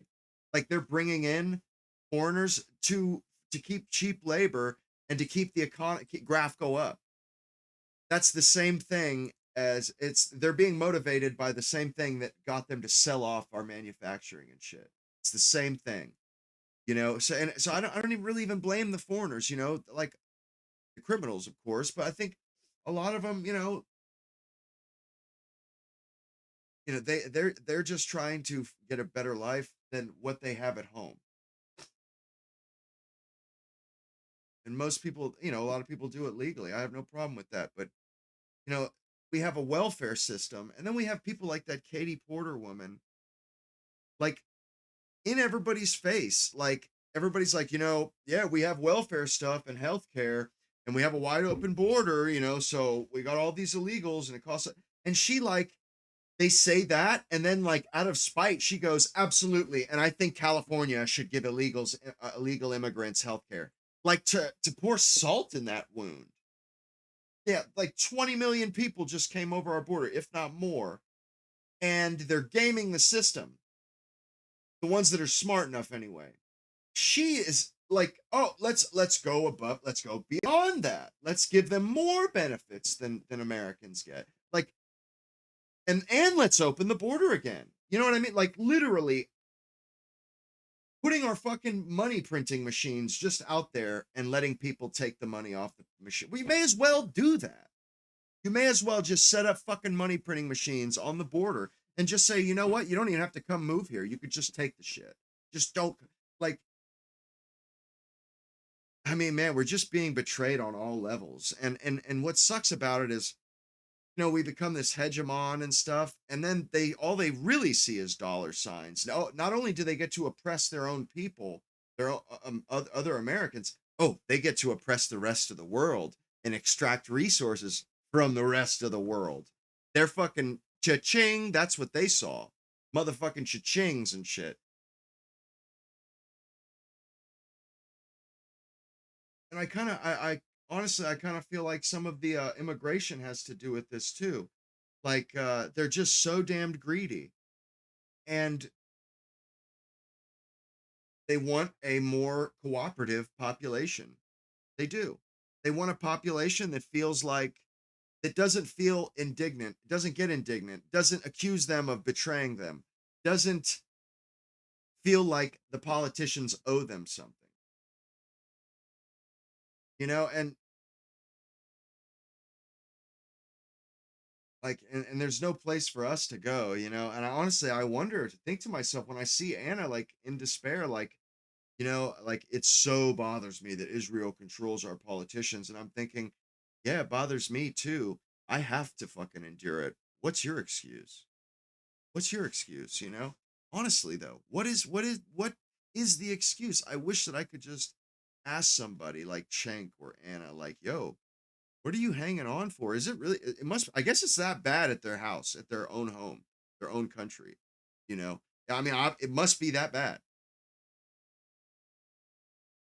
Because it's pretty rough here, man. It really is. It's not, and it's getting worse fast. That's what's anti-Cuba, Cuban lobby, that has this outsized influence. They're the ones that set our Cuba policy, and nobody else is really asked for any input, and nobody else's input is welcome. And so to learn about it and to care about it then becomes this like a luxury, to like, if it's something I do because I find it to be interesting and important, but not because I feel like there can be anything I do matters on it. So I think a lot of the apathy comes from there, because then if that's true, then learning about it often is then just masochism, because you're finding out about all of these awful things that we're doing that you can't do anything about. And it's easier to just not know about it at that point. That's crazy. You can't do anything. Yeah, it's been since December, January. Such bullshit. And one oil tanker from Russia got through Such bullshit. because Trump was under pressure, and he said, fine, this oil tanker can go through. They're not allowing Mexico to send oil. They're obviously not allowing Venezuela to send oil. And meanwhile, you have Marco Rubio saying there's no oil blockade. It's just that people don't want to give Cuba oil for free. You know, we're going to laugh. And there's something almost psychedelic about the way that he lies. That's just what's going to happen. Like, well, then why did Trump have to green light a tanker getting through? Why does Trump tell Mexico? Why did Trump issue an executive order saying the Tim Dillon episode with Pierce Morgan is fire? We may watch that. If Nick, you know, doesn't come on in the next couple hours, we'll watch the Tim Dillon thing. But you guys have to see these fucking videos that I was watching earlier. Oh my God. Fire. Shit is so fucking. Here we go. Here we go. Fuck, this shit is funny. Have you ever woken up in a stranger's flat wearing someone else's trainers, maybe a traffic cone for a hat? Oh, and the haunting taste of garlicky kebabi regret? Well, that, my friend, is the average British night out. Welcome to the chaos. Buckle up, because by the end of this, you'll either be in A&E or a fishy-smelling bed wondering how you lost your dignity somewhere between the smoking area and some flaps of doner meat. It all begins long before the first drink, with the sacred ritual of getting ready. For the lads, it's a simple process. A quick shower, a squirt of turkey sauvage, and a sniff test on last week's jeans. If they passed yeah, not too bad, job done. Another big sniff of something else, and you find your loafers, maybe another 7 squirts of aftershave, and you're out the door feeling like an absolute unit. Women, on the other hand, a whole different kettle of fish. It's not getting ready, it's a full-blown operation, isn't it? Hair curlers on standby, fake tan flying everywhere like you're in the Sahara desert, glitter like a BP oil spill, contouring so sharp that it would scare the socks off a roadman. They start at what time? Like 6 PM? And by 7:45, someone's screaming, anyone still have a home hearing? One girl's fake tan is oxidized, another's eyelashes look like windscreen wipers, and yet somehow they all look stunning, don't they? Until about midnight, when humidity hits and they start resembling both the clown from It and a melted Toblerone. But we say nothing because we value our lives and tomorrow morning's breakfast. Meanwhile, the lads are huddled in someone's kitchen for pre-drinks, a ritual as British as complaining about the weather. The table's a sticky battlefield of cheap vodka, off-brand cola, and those weird tropical This is surprisingly almost verbatim what it's like to be a white American dude in like 2008, 2010. It's kind of spooky. That no one actually likes. Someone's queuing a playlist that starts with Oasis and ends in drum and bass. There's always that one mate who insists, no, I'm not getting too smashed tonight, lads. Then 40 minutes later, he's doing Fortnite dances on the kitchen worktop. Pre-drinks are like disastrous foreplay. Everyone's pretending they can handle spirits neat, shouting over the JBL speaker that keeps disconnecting. Someone inevitably spills a drink on the carpet. Someone else is playing beer pong with mugs because no one seems to own proper cups. The kitchen's hotter than a Turkish sauna and someone's already lost their phone. You think it's all fun and games, don't ya? Until you hear hear the phrase, right lads, let's get going, shall we? And suddenly, the Great Migration begins. Taxis, too expensive. Buses, wouldn't dare step foot on one. Some absolute optimist suggests, let's just walk it, it's only like 20 minutes. 45 minutes later, you're marching down a dual carriageway like you're walking for cancer research. Someone's crying, you've got that one guy who's already ordering a kebab off Uber Eats. One of them's already run out of rolling papers and has resorted to rolling cigarettes with the skin off the back of their foot. And you're all chanting, Sweet Caroline, at passing traffic like an alcoholic air raid siren. By the time you reach actual civilization, your hair's ruined, your white socks are now red, and you're still trying to figure out whose idea it was to walk. But eventually, the golden glow of local pubs appears like an oasis in the horizon. Every British night out starts with the illusion that we have some form of class. A civilized pint at the local brewery. A proper pub. Built-in sticky carpets. Dartboard missing half the numbers. Bartender's a bit of a wanker. And the faint smell of urine and pickled eggs. Urine and pickled eggs. You've got your regulars in the corner, men who've been there since they finished work, arguing about the footy and taxes, and the distressed barmaid, who at this point is the council estate encyclopedia. There's that one mate who thinks he's the undisputed pool champion of Britain, leaning over the table with absolute confidence, his girlfriend looking ahead with PTSD of last night's antics. And then you've got that one lad who gets deeply philosophical after 2 lagers. Bro, if you think about it, right, kebabs are just meat salads. You nod, because 5 minutes ago you've had 3 mystery shots and you've not heard a thing due to the intense ringing in your ears. The vibe's immaculate though, isn't it? You've lost 20 quid on the fruities, told some random guy playing the pub quiz machine the wrong answer on purpose. Tunes are decent, wallet's still heavy and rattling away, but deep down, you know this is the calm before the storm. And then it's time you leave the pub, the streets flood, and the pilgrimage to the club begins. The queue outside the club being the great equalizer of British society. You know from a previous video that we absolutely love queuing. Doesn't matter who you are, everyone's freezing and slightly shit-faced. A lot of them starting random arguments with the bouncer or trying to not show that they care that their mate's just been denied for wearing Air Forces. You can hear one of these hairy giants before you even see them. Alright lads, not tonight, no trainers. Yet somehow there's always a bloke inside with joggers and a trim that can only be described as a slip-in slide. I even had a bouncer once say to me, sorry mate, you can't come in here. You're looking a little bit funny. Won't be funny when I kick you in the nuts, mate, will it? No one understands the system, but you finally get in, and boom, immediate chaos. Sticky floors, strobe lights, music so loud you can feel your organs vibrating. Drinks are priced like they've got gold dust in them, but you buy them anyway because it's a big night, isn't it? That big night being Saturday. There's always that one bloke drenched in aftershave, smelling like an entire petrol station. You daren't light a cig near him, you'd explode. And then there's the legend of every British club. You know the man, the no Armani, no Punani guy. No Armani, no Punani. Or as I like to call him, the CEO of the sink. He's got chewing gum, cologne, lollipops, and more charisma than the actual DJ. You don't need anything, but you pay him anyway, out of sheer British guilt. No excuses, guys. Last time I went in there, he took contactless. So, meanwhile, the girls' toilets have turned into a full-blown therapy centre. Someone's crying about an ex, another's fixing her lashes with questionable adhesives. One of them's probably sniffing questionable adhesives as well. And strangers are forming lifelong friendships in the mirror. You'll never see them again, but for those 10 minutes that you communicated, you would die for them. Outside the toilets, the lads are arguing about who's more wavy. Someone's necking voddy cokes like it's water, and another's attempting a backflip on the dance floor. It's beautiful, tragic, and very much Britain. But here's the thing, yeah? Not every British night out ends up under these beautiful neon lights. Sometimes it's different. Something purer. There's the, oh, I've got an older mate, and we're gonna go in his car and get absolutely shit-faced. Everyone squeezed into the 2007 Vauxhall Corsa, windows up, bloody, I don't know, Central Seas blasting, and enough smoke in the air to Batman signal Snoop Dogg. Someone's being philosophical about their life, and another person's just laughing at absolutely nothing. And you all genuinely believe that you've solved world peace, when really, you've just been staring at a petrol station for 45 minutes. Then there's the grassy gathering, I guess you could call it. Warm cider, Bluetooth speaker, huddled around a bench like caveman rediscovering fire. Someone's trying to roll a cigarette in the wind, another one's arguing with a fox. When you see a police torch in the distance, everyone suddenly becomes an Olympic sprinter. It's chaos. Pure, nostalgic chaos. Eventually, though, every single British night out leads to one sacred destination. The kebab shop. A holy place. A gathering of the lost and hungry. It's 3 AM and the air is thick with the smell of garlic mayo and regret. The floor's slick, the queue's rowdy, and the guy behind the counter has seen everything. Someone's arguing about who was next. In America, this is a taco stand. At least every time I've been to it, they're always taco stands. Always. I don't know what the deal is, but they are.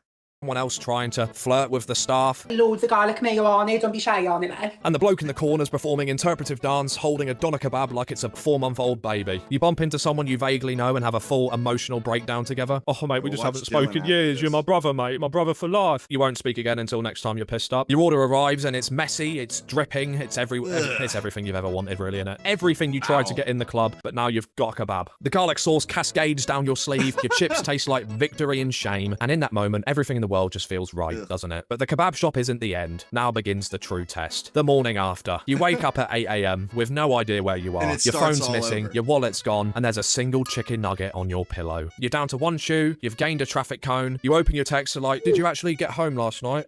Did it hurt when you had a fight with that bin? And who's that girl you took home last night? Somewhere, a girl's staring at a stranger beside her, wondering where it all went wrong. A lad's checking his bank balance like he's watching a horror film, and someone... That shit was funny though, wasn't it? I mean, I guess it isn't quite over either way. That shit just cracked me up. I watched like 5 of those, and they were all fucking fire too, all of them. Longer prepared to just accept the status quo is going to be. It's the European tea and watch me now. Look, he didn't wear his crazy glasses and shit. For his net, called me a satanic paedophile. Right? They've done the work.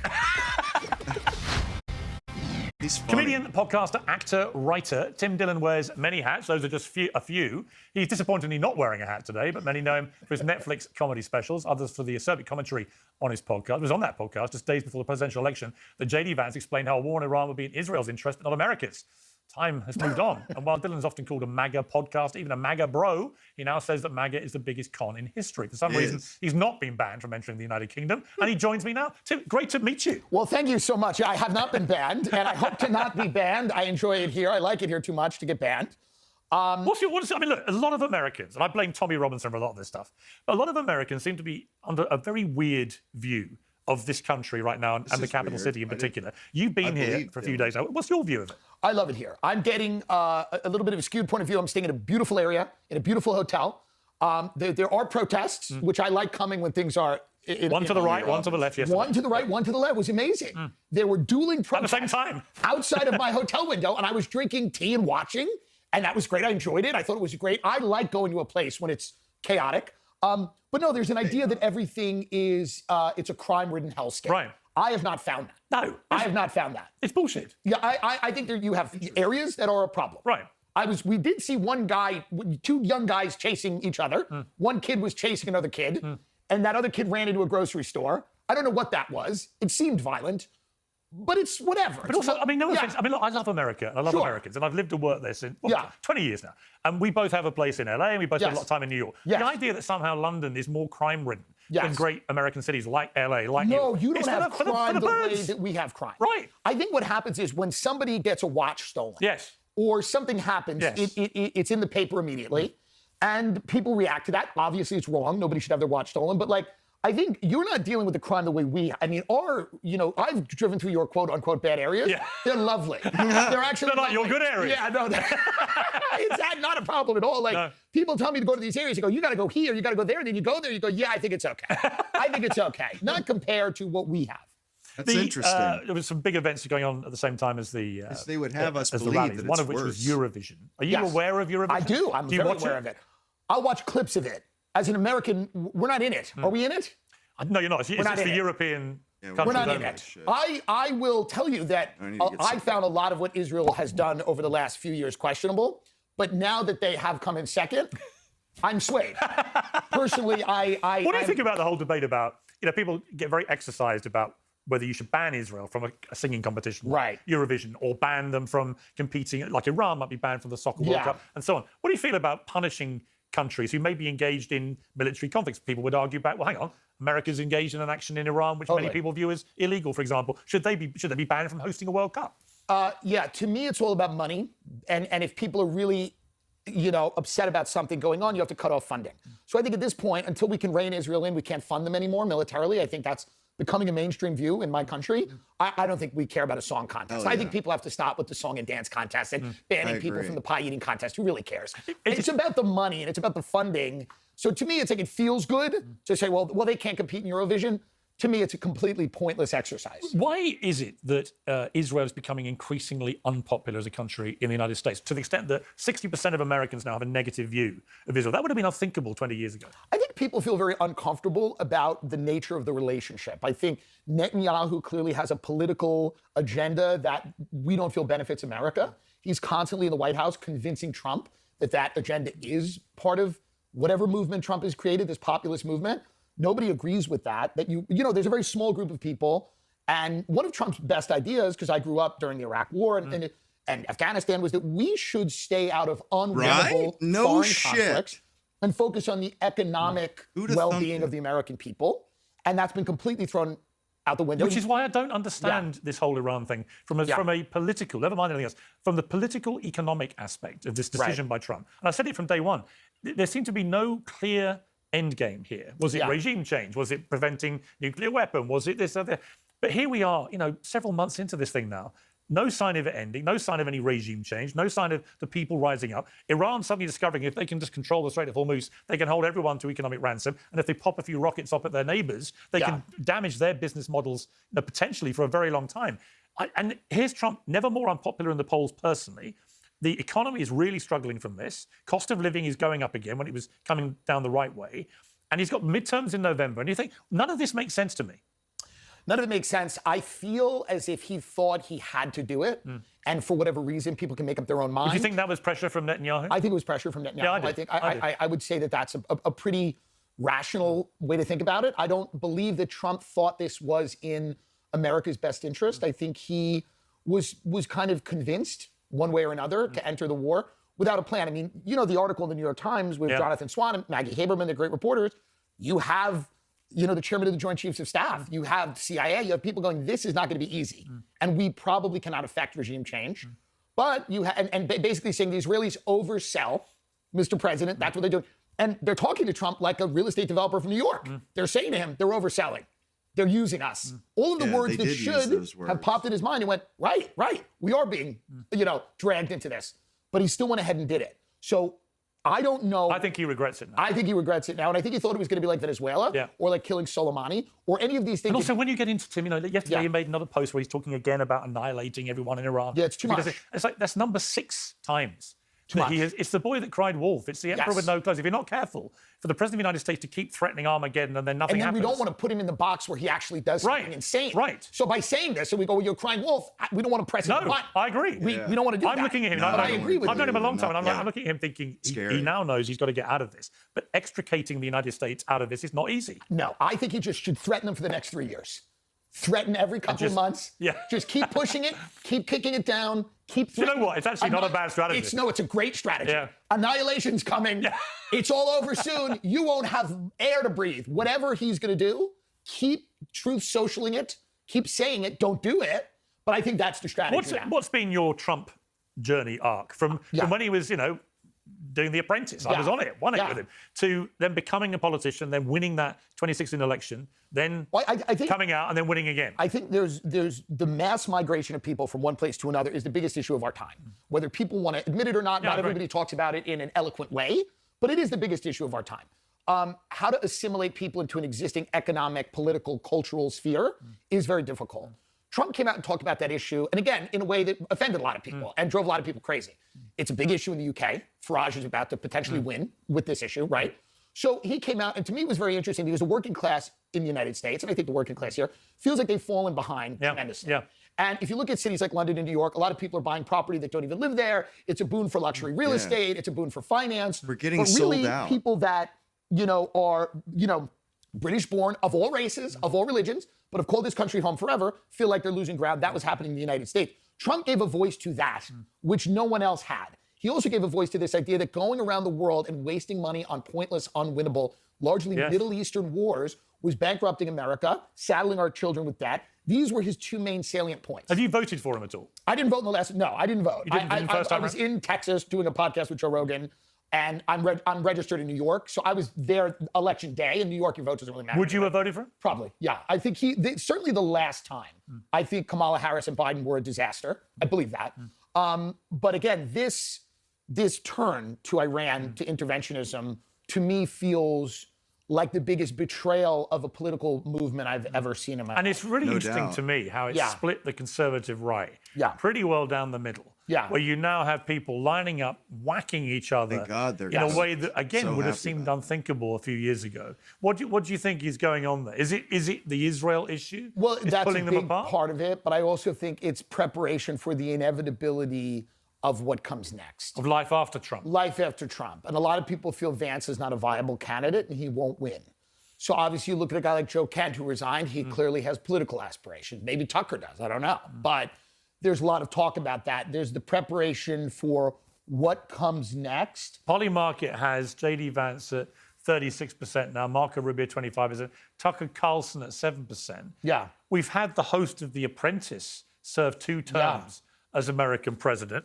Tucker Carlson, whether people love him or hate him or don't even care about him, he's incredibly televisual. He's incredibly eloquent, fast-talking, inspirational to many people. Yeah. Is it unthinkable that someone like him could become the new face of the Republican Party? Certainly not. I don't think it's unthinkable. I think it would really depend on if the country was going to give any Republican a shot after this. I think Trump's damaged the Republican brand in the near future for years to come. If the Democrats don't screw it up, which they can. It's always in their locker. It's always they can always screw it up. And I don't see the thing is, I keep saying to people, I don't see who the new Clinton, Obama, that kind of left of center, appealing, charismatic, smart, politically savvy person exists, where is that person on the Democrats? They need to not pop their head up, because if they pop their head up right now, they're going to get attacked. For whatever reason for the next 2 years. They need to stay wisely quiet up until the moment when they have to announce. Because the thing there's a few of those people. There's guys like Andy Bashir, who's the governor of Kentucky, which is kind of a red state. He's a Democratic guy. There are a few people like that. I think strategically they're probably keeping their heads down. I don't see why they'd pop their head up right now. I agree. I mean, right now, just let the Republicans do what they're doing, because it is kind of a dismantling of a coalition in real time. Well, I honestly think if the Strait of Hormuz continues to be shut for another, say, 2-3 months, the knock-on effect on not just the US cost of living, but particularly things like food prices because of a lack of fertilizer coming through, that's all backed up, and they haven't really factored that in, but it's going to have a huge impact. The economic impact from people that I talk to who are much smarter than me, no one is prepared for, and it will be global in nature, and it will be catastrophic. So I don't think Americans are prepared for that. I agree. We talked about that this week. Could you imagine voting Democrat if the right candidate came out? Absolutely. Really? Absolutely. Have you done before? Yeah, I voted for Bush once and Obama once. I've been similar in this country. It doesn't. It seems Dylan to makes be a good point, or maybe it was on the Young Turks. Somebody made that point, but they do it to us. You got they both sides us. You got Barry Weiss, a total fucking leftist, and you got Ben Shapiro. Bro, we are getting hammered from both sides, and we're like too stupid to play both sides. Like, we're literally just gonna let them bend us over like this. For what reason? You know what like? It doesn't make any sense. Like, we need to, if they're playing both sides, whether we like it or not, and they are hammering us from both sides. And if we want to win, we got to play them from both sides. We actually have to be on, we have to embrace liberals that are against Israel. Like, if we want to win, we got to fight with the people that are on our side. And a lot of liberals, they're having trouble getting past that. You know, because they've been so propagandized for so long. And it's like, you know, it's the monster that the left created. And it's like, oh yeah, you created that monster to keep your fucking corrupt asses in power. And now that you need to work with us, you can't, because you fucking manipulated and deformed the population. Like, they're short-term idiots, like the leftists. With Trump going into Iran, no matter who you vote for, you do seem to get a lot of the same foreign and economic policy in my country. You do seem to get military intervention abroad, and then kind of the tech and the financial sector dominating the domestic political agenda, no matter who's in there. And that's why all these tech CEOs are clustered around him in China. These are the same people that were with Biden and Harris. And censoring their websites to limit conservative speech when they were in. So they obviously view themselves as the actual government, and whoever the president is like a guy giving them a tour. They might be half right. I think they're more than half right. You said a great line. You said the Democrats will win the midterms if they stop being insufferable CUNTs. Yes, they just have to. It's in their nature. It's very hard for them, and I understand that.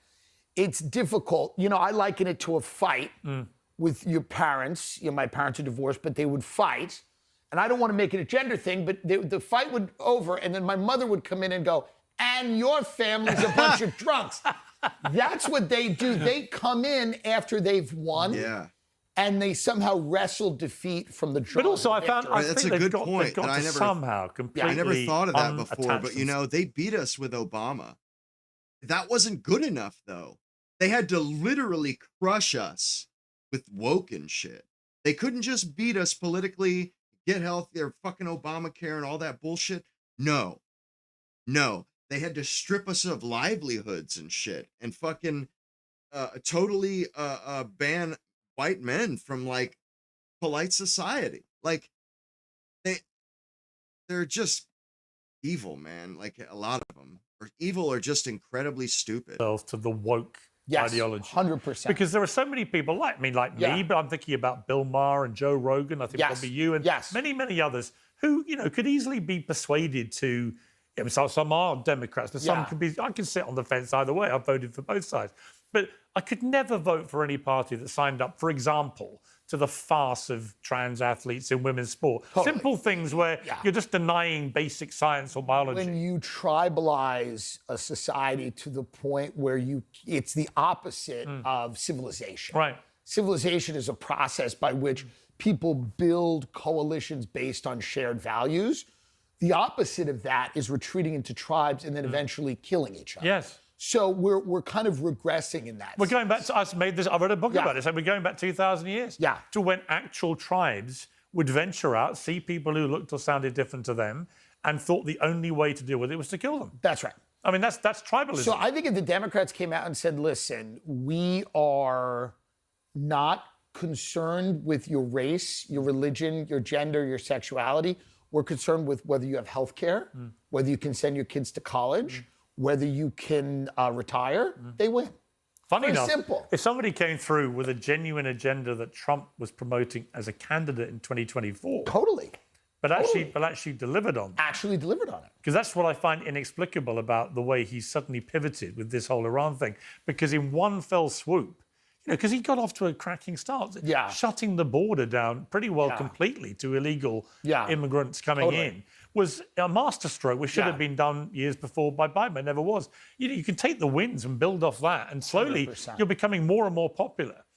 But he's got people around him, I think, who've sucked him into this. Well, there's the donor class. So Yeah. the Democrats have a donor class, just like the Republicans do, and their donors are, you know, on the trans issue, they're incredibly extreme. For example, you're getting a lot of people who are not in the mainstream of American thought on that issue. Yeah, that was. So they are being pushed he to the made left me on that realize, issue in like, a when- very unhelpful way. When he said You also the Democrats, they win and then they keep going.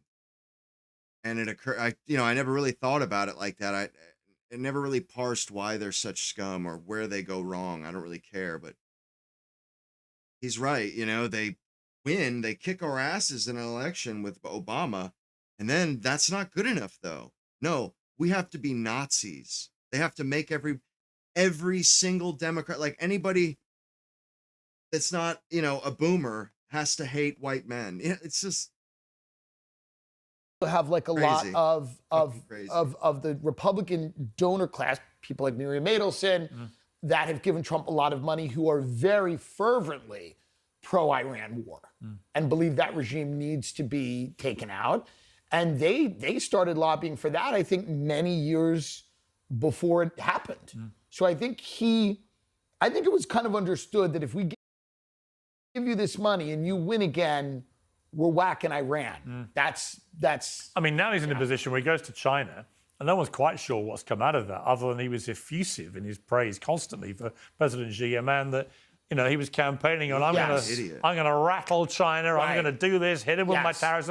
And again, I'm looking at that going, well, which one is it? Well, we couldn't rattle Iran.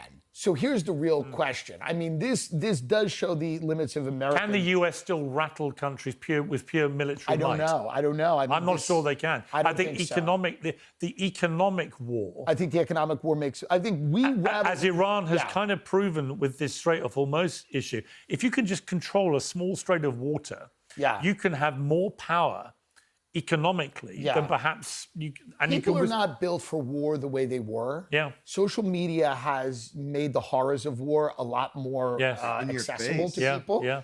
I think one of the reasons that Israel has become so unpopular is because younger people are growing up seeing the realities of what's going on in Gaza on their phone every day. Yes, I agree. And I think that, when you look at the limits of hard power in this century, the Iran war might be the tipping point where you see this is the beginning of the end of America's ability to enforce a global order militarily. Yeah. I think that's extremely likely. And I think the next shoe to fall is our ability to do it economically. Right. And that's the real problem. I mean, it's interesting because the US economy is still in incredibly strong shape comparative to most other countries. Yeah. The US dollar is still a very, very powerful currency, but everything feels a little bit fragile. But it wouldn't take a lot. It wouldn't take a lot. There's a lot of anxiety with AI. It's a huge bubble, and people are speculating that number one, it's either overblown, and a large share of our GDP is based on this very overhyped technology that's not coming to fruition. And then maybe even worse is the idea that it's not overblown. I think if anything, and then it's going to take everyone's job. Right. So I saw a video the other day of one of the robots, and it was just packaging stuff, right? Coming through a sort of conveyor belt and just choosing things and putting them in packages. It does it 18 hours a day. It never needs a tea break. Right. Never needs a lunch break. That's right. It is far more economic than having a human being do it. Totally. It's never going to have a sick day, right? Et cetera, et cetera, et cetera. And I watched this video sort of hypnotically for a couple of minutes thinking, well, that is the future, isn't it? I mean, you're not... The idea that in 20 years' time, AI won't be basically doing the vast majority of manufacturing, I think is for the birds. And we so do a little trolling. It's called what we then do a little happens trolling. to all the people also, who are currently engaged in manufacturing? Ken Griffin just came out and said, AI, I'm watching Claude, AI model, do the work of PhDs I saw hired. that. We do a little trolling. It's called we do a little trolling. Homeboy that runs, it's not Palantir, it's another one. He's going to say it in a second, but the dude's like, has like billion. He's a billionaire, and he was saying, I've just been watching AI do not middle management, but he's talking about like doctorate, master degree positions with people that are like 30-degree veterans. He's like, no, this shit is replacing expert level financiers, expert level white collar jobs. AI is straight up replacing them. Like the guy basically said, stock trade, these stock or brokers and traders and sellers and say like they're all going to kind of be out of a job. All these high-end white-collar jobs that are like kind of relational, like you make your money off of knowing all of your clients very well, or like those are kind of going bye-bye, which is kind of wild. And he's just basically saying, I don't think people don't realize how devastating this is going to be to the job market. I mean, it's going to crush. I believe runs Citadel. He's a multi-billion-dollar. Citadel. We used to call the masters of the universe, right? He's saying, I'm hiring people at 7-figure salaries who graduated Princeton and Harvard, and I'm watching this AI model do their work. So yes, obviously, it's going to disrupt manufacturing. Globalization has disrupted manufacturing. This will finish it off. But it's also going to come for white-collar work. And I think Tucker has made this point. That's when you're going to get a real revolution. If you're a legal clerk, for example, and your job is I'm just picking them at random, but if your job is to research, former case studies for a particular case and so on, why do you need a human being to do that? AI can do it in 10 seconds. 100%. But it'll never do what we're doing. What are we doing? We're doing the most important thing ever. We're sitting in London, we're talking. We know what we're doing. We're actually... Pierce, it won't do what we're doing. I won't let it. You can't let it. Well, this is the point. Those two guys who just came in and screamed. I've used this example ad nauseum to the extent that I read the comments every time I say it. People are like, Piers, there are 3 things you've got to stop talking about. One, your brother was in the military. We know. You've known Donald Trump for 20 years. Yeah. And you had the last conveation with Stephen Hawking about the future of mankind. Well, I'm sorry to my fans, but you're going to get the third one again. Yeah.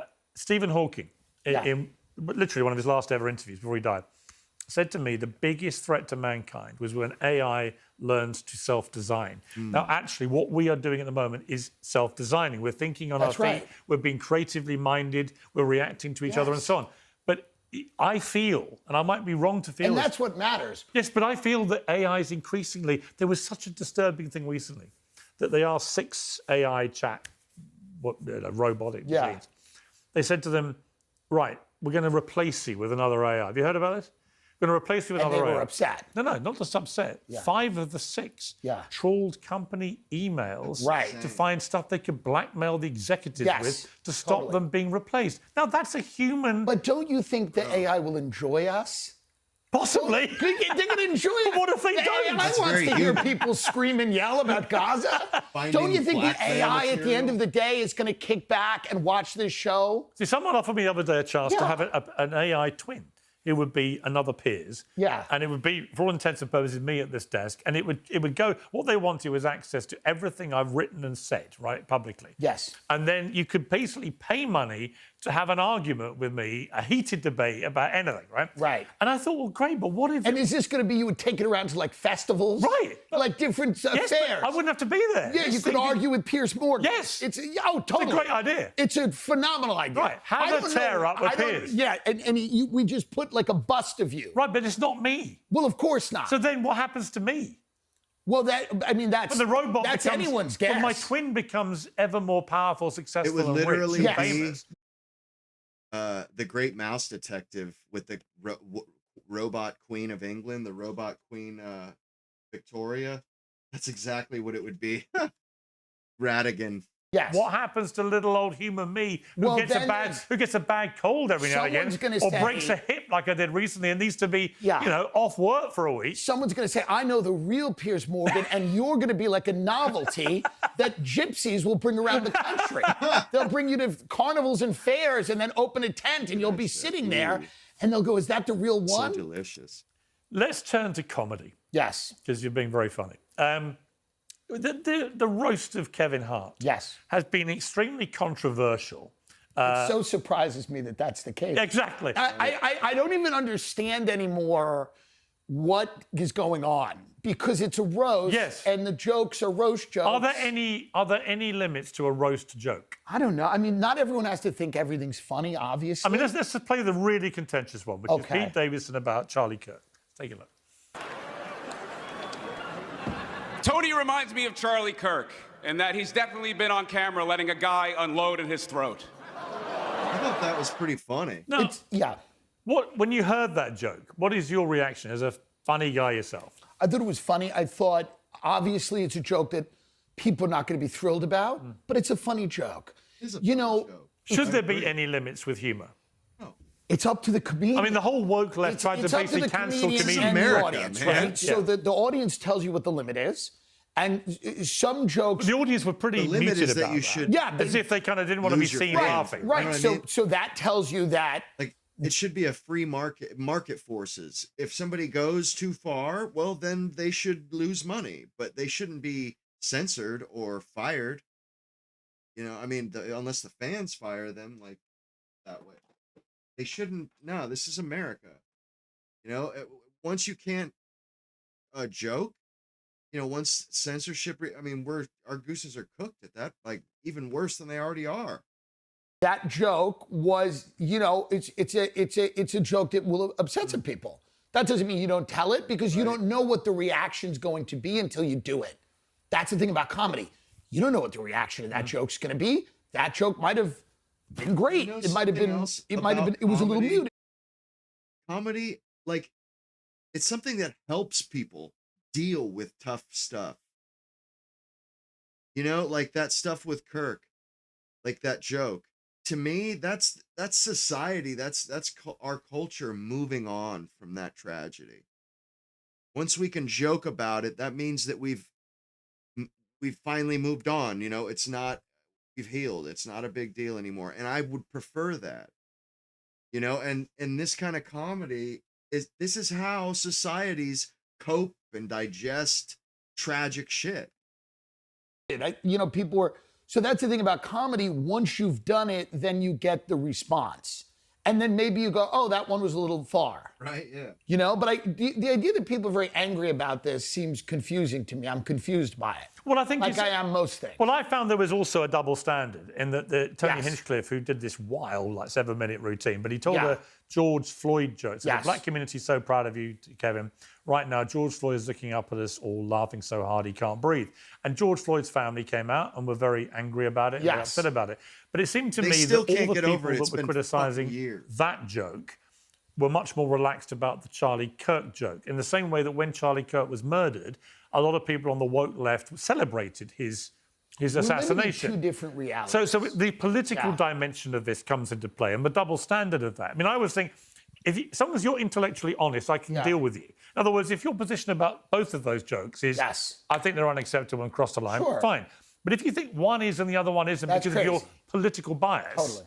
You lose me. I long for the 90s because, to me, I didn't grow up in a time where, even the early 2000s, even the mid 2000s, I didn't grow up in a time where every single thing went through a political lens. Yeah. I really, Because the late night guys, right? So the other day I saw the 5 late night guys, and I made a joke on X, which blew up a bit, which was great to see them all doing their bit for the DEI they promote, and it was 5 middle-aged white guys, right? Of course, yeah. But they all basically, I mean, I exclude Jimmy Fallon, who I think is a sort of warmer, more old-fashioned in the type of Johnny Carson kind of role. But if you look at the others, they're all basically they're all in on Trump bashing. They never have conservative right-wing guests if they can possibly avoid it. Jimmy Kimmel had, I think, 1 or 2 in 5 years, right? So they're very transparently political. But if you go back in time in American late night, it never used to be the case. They wouldn't be so transparently political or take a side. Yes. You know, I spoke to Jay Leno about it. He said, why would you alienate half your audience? Right. And now they preach just to one half of America. Yeah. I think that's part of the problem. Yeah, I think it's part of the problem that we have split into two dueling realities. Because the right wing has an ecosystem of entertainers and media figures, and the left wing has an ecosystem. We don't have a monoculture. We don't have I used to watch SNL, and it skewered both sides. It was very funny, and I grew up with watching Letterman and guys like that. And I do think that culture, the erosion of that culture, has sprung up into this kind of like world in which people are kind of, processing everything. And politics is not the most interesting thing about life. There's so many deeper human truths that are not political. Yes. And I think that we're getting so far away from that, so far away from nature. It's becoming a problem. And we're really just superimposing this political architecture on everything. And I think it's bad for everything. Are you a religious man? I was born Catholic. I try to be. I try to be. I'm the same. Isn't he gay? Yeah, I think I'm not the most committed, practicing. No, I'm not the leader. You're not the Pope? I'm not the Pope. I'm not the leader. They're now I accepting try to be. I Americans as pray. Pope. I I'll mean, go to church occasionally. I pray. I can't hold that against him. I do try. I'm only I think asking, that's the thing. Well, I'm asking for a Trying. reason, which I don't know if you saw this. Yeah. But I interviewed Russell Brand recently. Yes. And a certain clip went viral because he did Yeah. this. Let's take a look. It was this from Isaiah. This is fun. You're right, Bear did say, be chilled. Sometimes I lose the chill, man. It's pretty...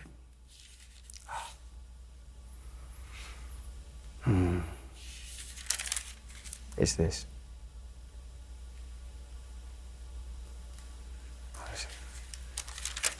They don't like that, do they, in the old gallery? But remember, you just said it's a hired spot. This is from Isaiah.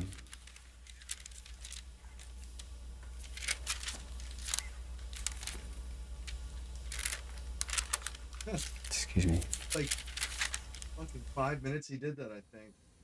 But that went on for 2 What a very smart painful ass. minutes and went viral and created more memes than I've ever had probably for any interview ever. And it came because he's promoting a book called 7 Days to be a Christian. I'm not sure he's given it the full 7 days. Well, everyone has a personal relationship with God and faith, and it's hard to know what's going on in anyone's head. But just have the quote ready.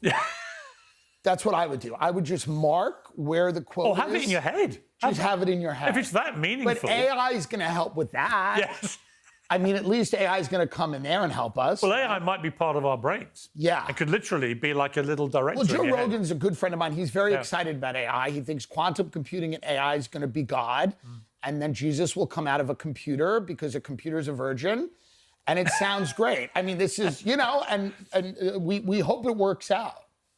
Joe's a fascinating guy, isn't he? His rising sort of stardom and appeal in a world of hyper-partisan stuff, I find really refreshing. And I love the fact that I can never quite be sure which way he'll come down on things. He's not afraid to change his mind, and he'll have really interesting conversations with people. I mean, to me, he's a force for good in a world of a lot of tribal, partisan bullshit. I think he started by talking about things he was interested in, which is a very rare way to start a very successful media operation. He started talking to people he found interesting, and then that became very successful. And, you know, now it's so big and so huge that, like, every single thing he says is news. Well, he said yesterday that I've mastered the art of the Jerry Springerization of political debate by getting people on to shout at each other. And he said, but he personally prefers the one-on-one. So I just hope he looks at this interview and realizes it's all, you know, I cater to all types. I have a one-on-one here with your mate. No, first of all, I think you need people in a room screaming at each other. Yeah. I do. I do too. Because that's what happens in life. Yes. And I think that AI will never replace that. I think you are safe. I think I am safe.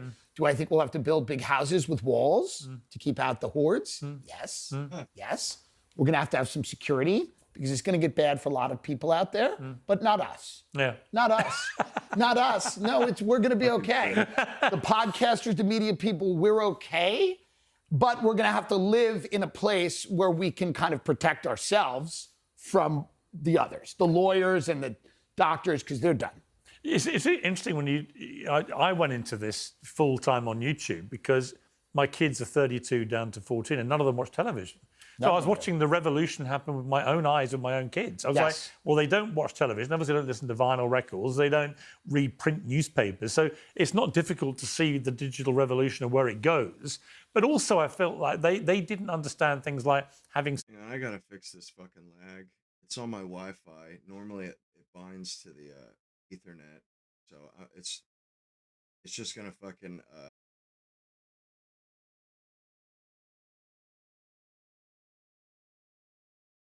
There we go.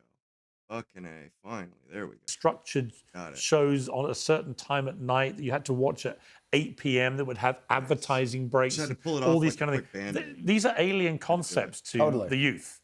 And that's why they gravitate to a more free-rolling kind of environment. I think there's good in that, there's bad in that. I do think these tech algorithms have ratcheted up division because it makes a lot of money. So they do radicalize people. They make people very angry. I know a lot of people who've blocked their own mother on social media. I know, it's ridiculous. I know a lot of people, their own mother, they go, I blocked her.